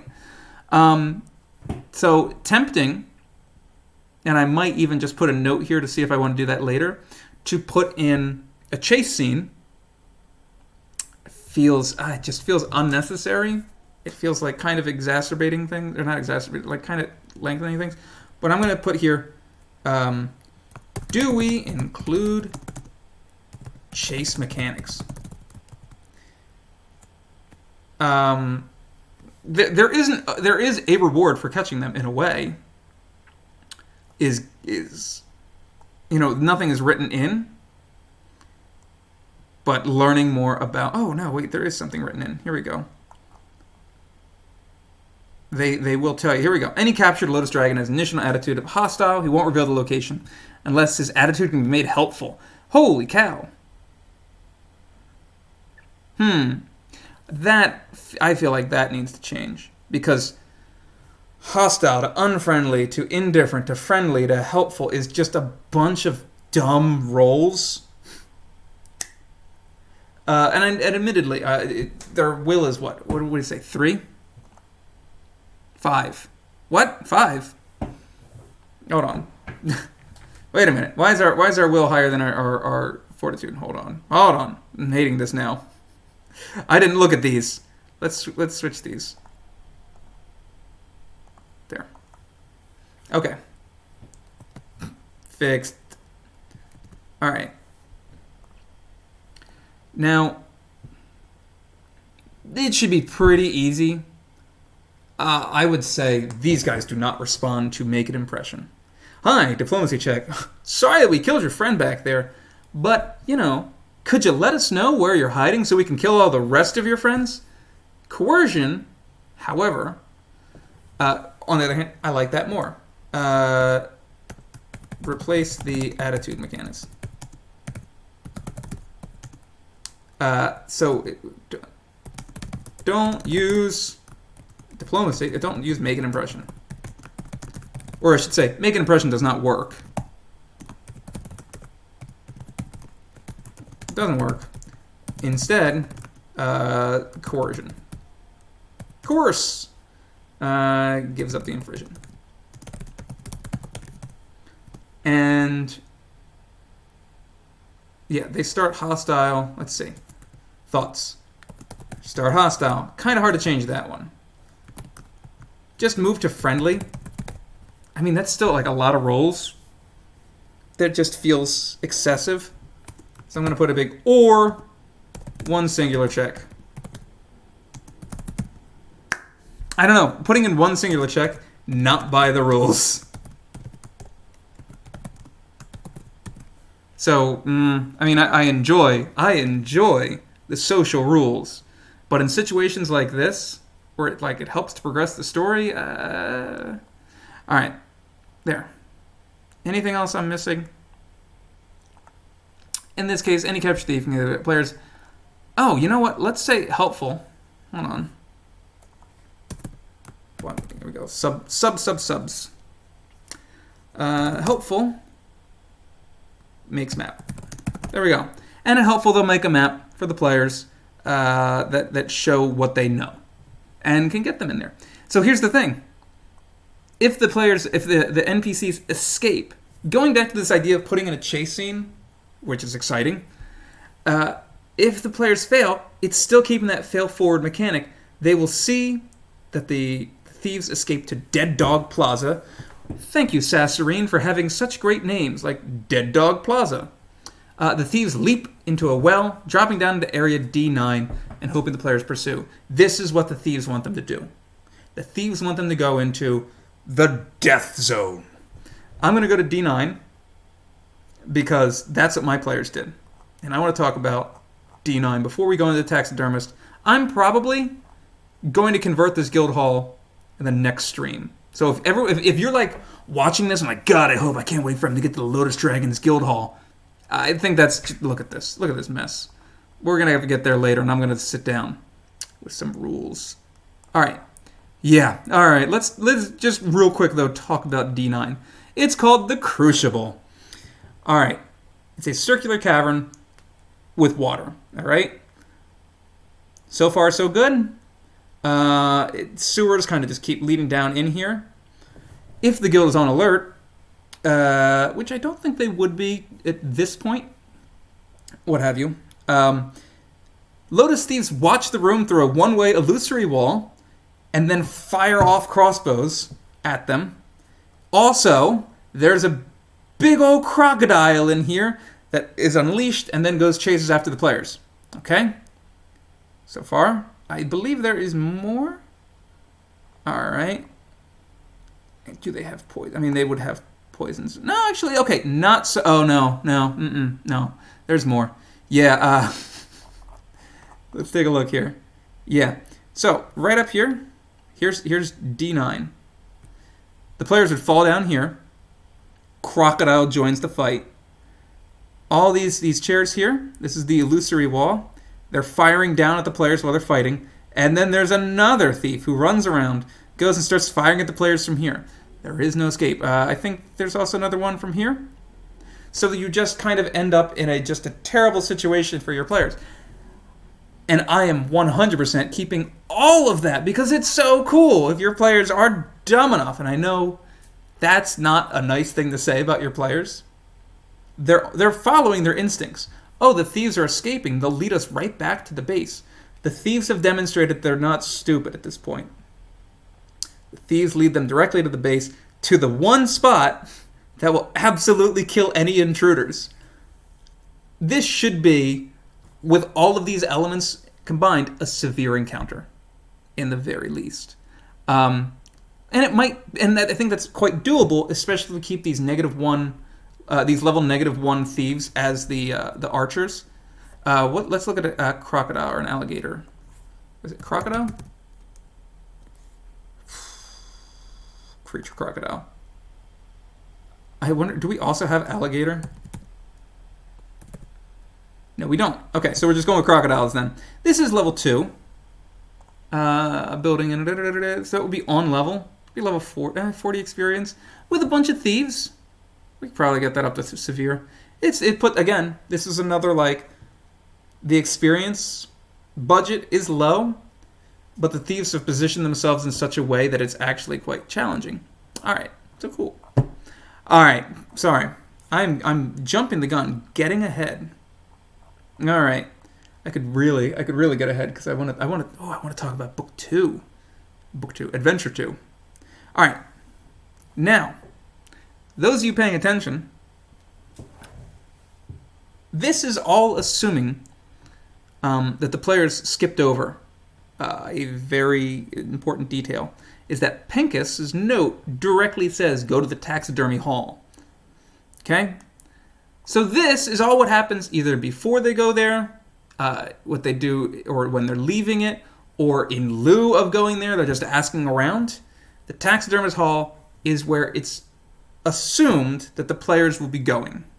Okay? The Lotus Dragons do not know that the players know about the taxidermist hall. So this is you have intelligent opponents, but you have information that they don't have. So they will play differently. All right. So either from Pincus's note or after interrogating and captured thief, the PCs will likely seek out the taxidermist guild hall. Modest building, 2 entrances, blah blah blah blah. So what this is a front for the Lotus Guild. And they have quite a few of them, Lotus Dragons. And they have a few of them. This has only one NPC in there, and it's this guy, Nemian Roblox. He was the guy that started that very famous Roblox game. That joke is beneath me, and I apologize for making it nearly immediately. Nemian here, despite while being a very slimy-looking character, is also an illusionist, and also one of these characters we're going to have to convert. Look at 3rd edition. Look at this. Armor class 12. Hit points 9. Oh my god, 3.5. What were you doing? I get it. This is not a character that's supposed to be in combat. Like, I should say, this is not a character that wants to be in combat in any way, so he doesn't have a bunch of combat gear. He is almost assuredly going to be in combat in this adventure. So, boy, 3.5. I'm pretty sure, like I said, my players skipped this guy. They just went right into the guild hall and just started killing people. As you do when you're an adventurer who's hired by a lady who's like, please don't kill my brother, bring him back alive. And then you kill him. No, they did not. They never killed him. All right. Let's see. All right. So you enter the Taxidermist Guild Hall, which is cool. I like it. It's a nice setting for what's about to happen. And the guy in charge, Nemian there, is like, hey, what can we do? Oh, man, I'm working on this cool jaguar that I'm stuffing. And are you guys here to buy a stuffed animal? And the players, up to them what they do. He does not. He's just trying to get them to leave after he realizes they're not buying anything. Okay, yes. He meets players and he's trying to sell them stuff. Okay. As soon as he realizes the players aren't really here or buy anything, he asks them to leave. And yes, unless the players discover the secret door. So we should note secret door. Ooh. Let's do this. Search for secret doors into the guild hall. Yeah. What is it? DC 18 perception. While searching, will get us that. Okay. I'm just jumping ahead. I'm just making some flash calls here while I've got some time left. Nemian is going to be our last thing. Once the players make it clear that they're looking for the Lotus Dragons, and he can't get them to leave, it's time for Nemean to get to work. And his whole thing is trying to scare them away so that he can get out and warn the Lotus Dragons that people are coming for them, my god! So his first action is to cast Invisibility, so he's got 2nd level spells. Then he casts Minor Image to make it appear as if all the stuffed animals in the room are coming to life, hoping to trick them while he escapes. And maintains the illusion as long as it's working. Then casts Silent Image to himself running away. Okay? That's it. His whole job, he's not trying to fight these guys. The thing I want to look at is what illusion spells we can give him. 2nd level, no problem. Silent Image. Whoa, Miage. Do we have that? Do we have... Oh, let's just look at spells. All spells. This could, I think, could very well fall under he's doing occult stuff. Show spell by school. Yes. Sort by school. Yes. Even no. Come on now. Sort by school, please. Oh no. Well, now we've got to contend with Archives of Nethys being Archives of Nethys. No. Well. Hold on now. I'm always prepared for this. Archives of Nethys, what are you doing? I've always got my core rulebook, first printing, admittedly, always next to me. I'm just curious, because this will be a very basic core rule. Oh, web servers reached an invalid response. I know, great. Thank you, Archives of Nethys. I love it. I love archives, but man, sometimes. All right. Let's just navigate away from there so not everybody's sitting there looking at that. All right. Invisibility. No problem there. Mirror image, no. Can we get an illusion spell that lets us pull off these fun tricks? Blur, bleh. Flame. I'm looking, admittedly, at occult. Let's look at arcane. That's going to give us a lot more to play with, and him being a wizard or anything really is not out of the ordinary. Do I have a silent image? I should know this. Illusory object. Not fun. Not good. Not good enough. Anyone? Oh, come on. Why, Archives? Why are you going to... Oh, hello! There we go. Thank you. There we go. Let's look at illusion. Color spray. Exchange it. Blep, blep, blep, blep. Illusory disguise. Invisible item. Item facade. Yes. Da-da-da-da-da. Phantom paint. No. Nothing there. Let's see. And again, these are still occult. Illusion. Here we go. Empty pack. Illusory shroud. Invisibility. Mirror image. Paranoia. Phantasmal treasure.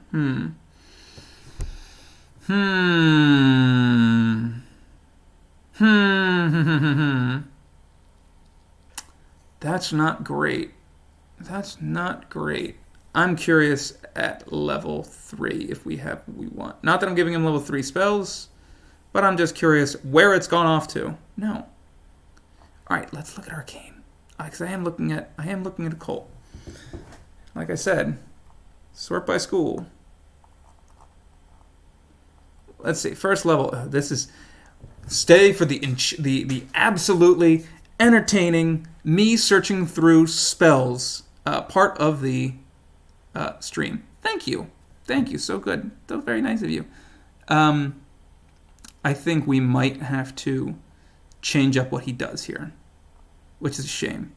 Yeah. Maybe magic. What's the casting time of Magic Mouth? Because I feel like it's a lot. Huh. Okay.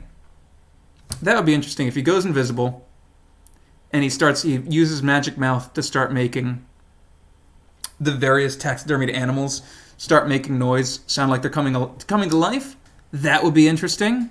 I don't hate that. Is it exciting? I mean, is it... yeah. Maybe we can give him some other stuff. Maybe give him a little conjuration that lets him pull some... Maybe he can actually summon up an animal in there as he's booking it out. Okay? So, whatever. We're going to work with that. All right. Now, let's get a new monster. This is our Nemean. And by the way, if I haven't talked about rarity tags and why I'm not tossing a bunch of rarity tags on things, rarity tags are very specific. Yes, Nemean, and I spelled his name wrong, is a one-of-a-kind person. He is his own man. Does he get the unique tag? No. What about him is really unique? It's not really there. He's not a unique person in that he's an illusionist. Because mechanically, the unique tag does increase the DCs of finding out what he does. So a player should be able to look at him and go, okay, society check. Oh, this guy's an illusionist. Cool. But suddenly, him being unique adds, what, plus 10 to that DC? And you go, I've never seen this man before. What? He could be anybody or anything. You know. Alright, anyway. Nemean. Roblox. Base roadmap. We want to make him charisma-based spellcaster. Okay? Charisma-based. He's slimy. And he's going to be level 2? I mean, level 3. Level 3. Yeah, I'm sorry. That's absolutely doable. And he's chaotic evil? Chaotic evil.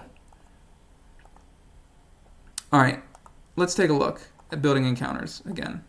If he's level 3, 60 experience, he's a low threat. Perfect. Perfect. Perfect. I don't need to change anything there. Nice. All right. Low 2. Yeah. And I think I'll go back to that later. All right. Here's what we're going to do. We're going to make Nemean. I'll have a little bit more water. Talk a little bit about what we're going to do next time, and then I'm going to say sayonara to the stream. All right. Here we go. Nemean traits. Doesn't need any more than that. But this guy should be kind of smart. Let's bump his charisma up a bit. I want him to be a threat in that way.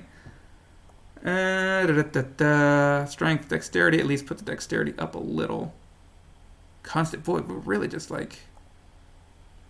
Let's look at what they gave him stat-wise. Strength low, dexterity high, wisdom. Oh, really? Is he? Oh, he is an illusion. He is a wizard. He's a wizard. He's a wizard. Why did I forget to make him a wizard? All right, spellcaster, int. Changing that. Well, I don't know about extreme intelligence. We don't want to go that far. Boop. Boop. All right. So exciting. I'm changing numbers. I'm okay with this. He's a weak guy. I'm okay with kind of cleaving pretty nicely to a lot of these stats. All right. Except for, obviously, the very low armor class and pathetic HP. 9 hit points. I had a player die in the very first encounter of a game in 3rd edition because he made a human wizard with a venerable, old-aged human wizard because he wanted those bonus stats for intelligence, wisdom, and charisma, taking like a -6 to Constitution, and he just got hit in the head by a stone from a kobold and immediately died. Oh, 3rd edition, I love you. All right, anybody, any Aquan, common, draconic. Seems very unnecessary to keep those, but I'm going to do that. What am I doing? Languages. Boop. Because Aquan, do we still have Aquan? That's changed now, right? Yep, Aquan. Nope, we still got it. Cool. Oh my God. You could tell I'm 3.5 hours in. You can see I'm flagging. I'm like, oh no. I'm flagging. What? There we go. Common. Draconic. And let's give him 2 more. What? I'm trying to think of who else is actually in the Thieves Guild that would require him to know a few other things. Sylvan. Yeah, I think there's a little riddle. He's got this Sylvan. And one more. I mean, so exciting. Thank you. All right, and I'm curious why he's got Aquan at all. But we'll give him Orin as well. There. This guy should come across as somewhat an intelligent man that just got wrapped up in thieves or willingly chose to join thieves to make a little bit more money. I like this. All right. Speed, normal. Changing all this stuff. 25 feet. Importantly, what we really want to do here is change that spell list. And we need to at least give him visibility. Whoa. Visibility. What else did I say? Summon monster is really an interesting idea. Where is our summon monster? Conjuration. Here we go. Summon elemental. Ooh. But no, we want summon monster. Because we want to summon animal. Here we go. A level 1 animal. Angry beaver. No. Here we go. Can we get a bear? Because bear would be cool. Elk. No, we don't want to get out another hyena, hunting spider. I mean, yeah, bears too. Darn, that would be fun. A wolf. Yeah. All right. We're gonna give him summon animal at the level 2 spell. At the level 2 spell slot. Summon animal. Okay, so what he would be doing, combat breaks out, he throws invisibility on himself, he spends a turn summoning an animal to make the, and Magic Mouth. Where's Magic Mouth? I forgot. Oh no. Magic Mouth. Please don't be level 2. Level 2. It's getting excessive. Duration unlimited. Okay. You know what? Hear me out. He's got Magic Mouth already set up. He's got that set. So that when the players come in, when anybody comes in and they start asking about the Lotus Dragons, this guy is suddenly like, oh god, invisibility, set the trigger. The trigger is, rah, rah, rah, rah, rah. Oh, the animals are coming alive. Boom, summons up a wolf. Now the players are like, okay, we're going to start tearing apart this taxidermist hall while he makes good on his escape. That's an interesting encounter. It's not a deadly one, but it's fun. It also might get players to burn some resources as they look for this guy. I don't want to give him 3 spells, but I'm gonna. I want to look at how wizards have their spell lists formatted. Great, prepared spells. Boop, boop, boop, boop. All right, wizard prepared spells. Oh, not wizard, arcane prepared. So I don't need Magic Mouth there.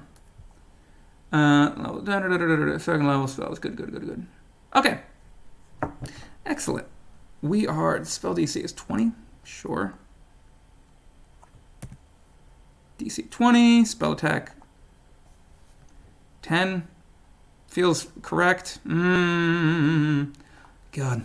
Silence is so terrifying to me. Not that he's going to be doing spell attack. I guess we give him some cantrips. I don't really want him fighting.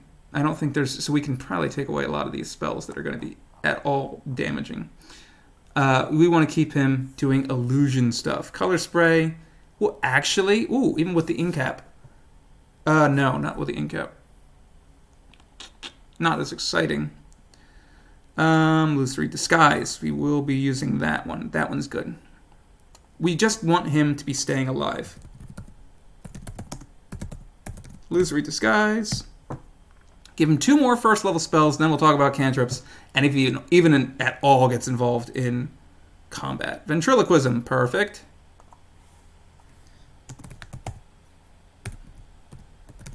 Nobody laugh as I sit here and try and spell ventriloquism. Thank you.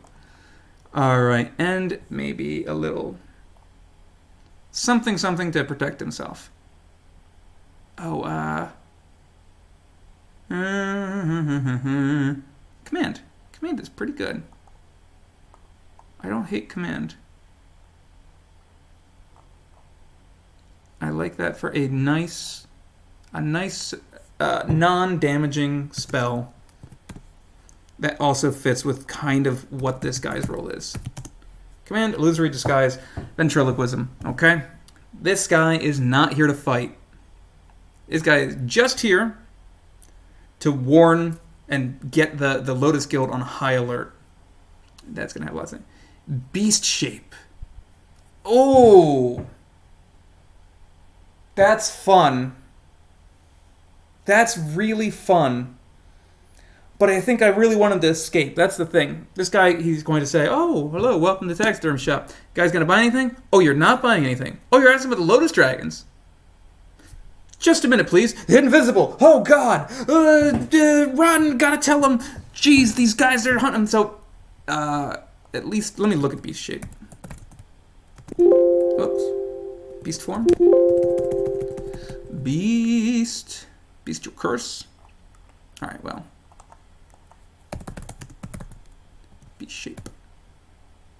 Beast form? Is it beast form? Beast. Alright. We'll handle that one later. So, let's do some quick cantrips. Again, I don't want to give him like all these... Oh, he's got to have electric arc. I've been making fun of it. Definitely shield. By the way, let's look at his spell list. Ooh, wands would be good. Let's look at his spell list in 3rd edition. Hypnotic Pattern, Invisibility, Minor Image.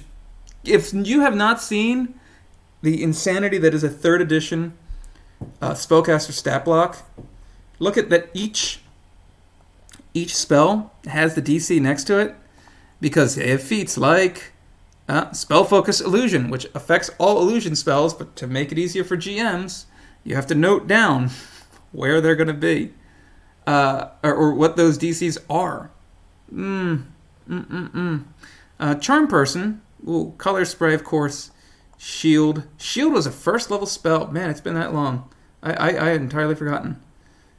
What's funny was I was just reading through some old Dragon magazines, and I remembered that Daze was not originally in 3rd edition. That Daze was a 3.5 invention. I had entirely forgotten about that. And now, it's the punching bag of all the cantrips. The joke for everybody is don't get Daze, but it's fine.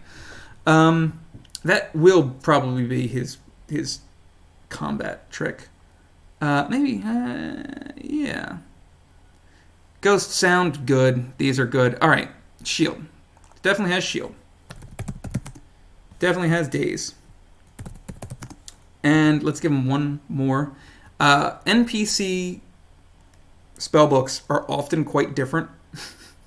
They don't follow the same progression of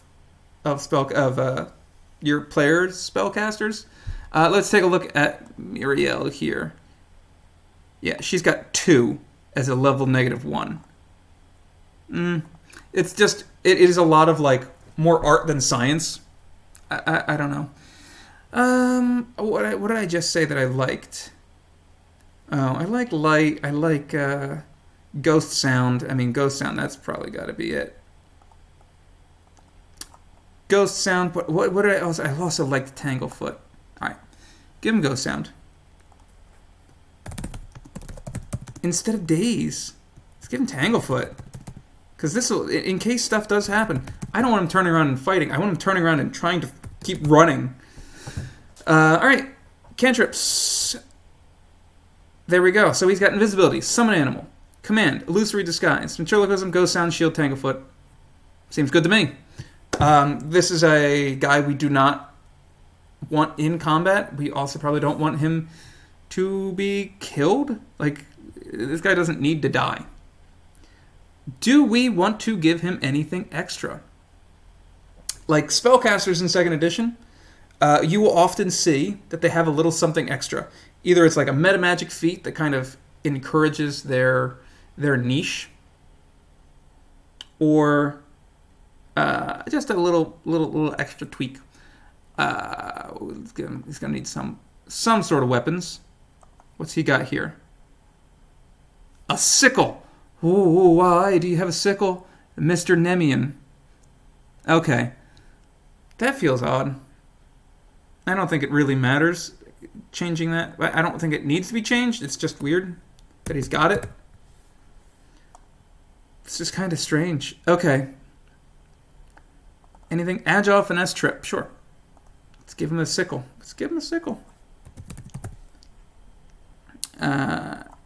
agile, finesse, trip. Looking at his dexterity, I'm going to say he's not really even that good with it. 3. I'm boy. Low is 8. Yeah, I feel that we can go even lower than that. Yeah, 8 feels fine. Okay. 1d4 -1. We don't even want him using this. We don't want him using the sickle. Slashing. Yep. And it's got trip. I'm sorry. Did I forget trip? Nope. Okay. Yeah. No, Nemian's not supposed to be using this thing. If he's using it, things have gone horribly wrong. But he's got it, and for legacy reasons, we're just going to keep it in there. It's not a big issue. My thoughts are giving him a defensive reaction. If things go wrong. Skill-wise, what I want to do here. Thievery. I'm going to give him a lore. Taxidermy lore.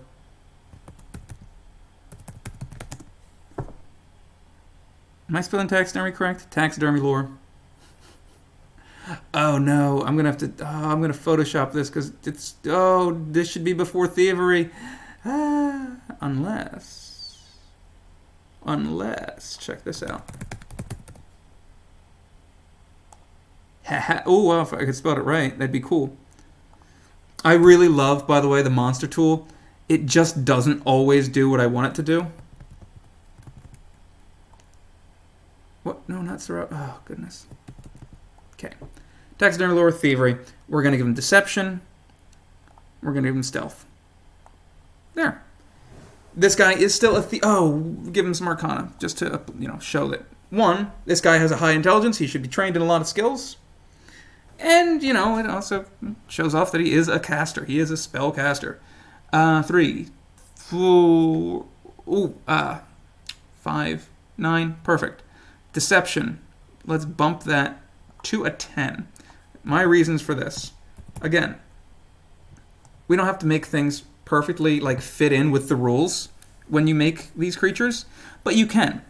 So let's say he is a level 3 wizard by chance.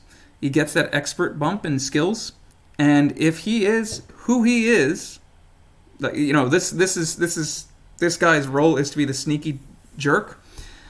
He's going to get expert in deception, and that gives him +7 for proficiency. I'm sorry. +7 for proficiency, and then +2 for charisma. I thought his charisma was higher.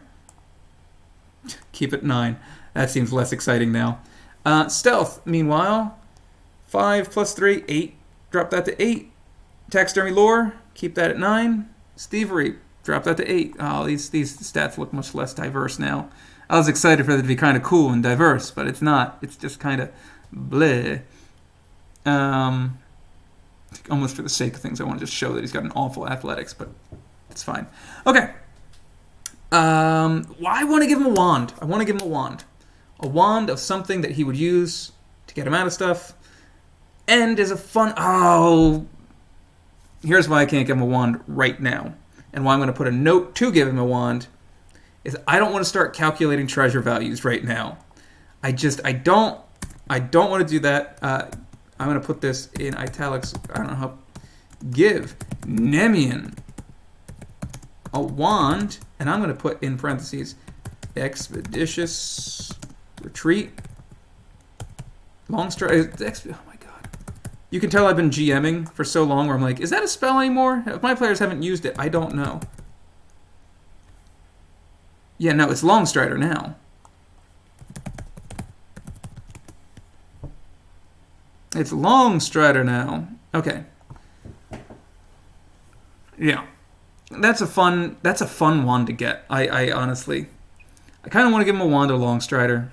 I'll calculate treasure later. What I can do is actually calculate the treasure for the first 4 parts now, which is good. Now that I have everything kind of up to this point, I know the players are going to be level 2 at this point. I like that. Okay. After calculating treasure up to this point. Okay. Done. He's got more treasure there. All right. Here's what I'm thinking to give Nemean a little something extra. Give him the ability to feign death. Should things go poorly for this guy, and he does get found out, and he does get taken down, invisibility spell is very helpful, but players can still seek him out, and they can still find him. And it also, it's not the get out of jail free card. We still want him to accomplish his mission, but it's way cooler if the players do catch him. But let's keep iterating on this. Okay? If we give him a defensive item, or a defensive ability, that is a reaction, and I'm going to make it triggered on a death. On a critical hit. Okay? Which should be pretty likely with his 18 armor class. Let me think. You're level 2, trained in things. You've got that +4. You got a +8 to hit. Flanking, frightened, depending. I might even want to bump his armor class down. Let's do that. Do I want to bump his armor class down? It'd be kind of fun. So give players a chance to crit him a little bit more. Let's go down to 16. Is that crazy? Someone stop me if it's entirely insane to make a level 3 creature have a 16 armor class. And okay, level 2, low armor class, boom. I'm sorry, low armor class, boom, perfect. I'm very okay with that. So, trigger. Trigger for this feign death. Okay. Nemean is critically hit by an attack he can see. Effect. Nemean. Whoa. There we go. Nemean falls to the ground. Falls prone. Falls to the ground prone. Apparently dead. Boy, now here's the part where I've introduced a role-playing problem with mechanics. And if I want to pursue this, I might have to toss aside some of my own personal rules that seems like a bad choice. Check out the word and spell drop dead. Hey, perfect idea. You're a genius. Drop dead. This is why I do this on a stream, so you guys could use all your intelligence. Actually turns invisible. I was thinking about actually giving him that as an invisibility thing. It's a illusory course from death seems absurd. Yeah, okay. Yes. So what I want that to do, it looks and feels like a dead body. Nemean looks and feels like a... this is something you go, check his pulse. And this is a thing Nemean is trained. He is a coward. And he's like, all right, stifle my breathing, slow my heart rate, and appear dead. With players succeeding at a perception check to sense motive against his deception DC, which again should be high. Yeah. Apparently dead. Okay. Looking at drop dead. I like this. With his Nemean.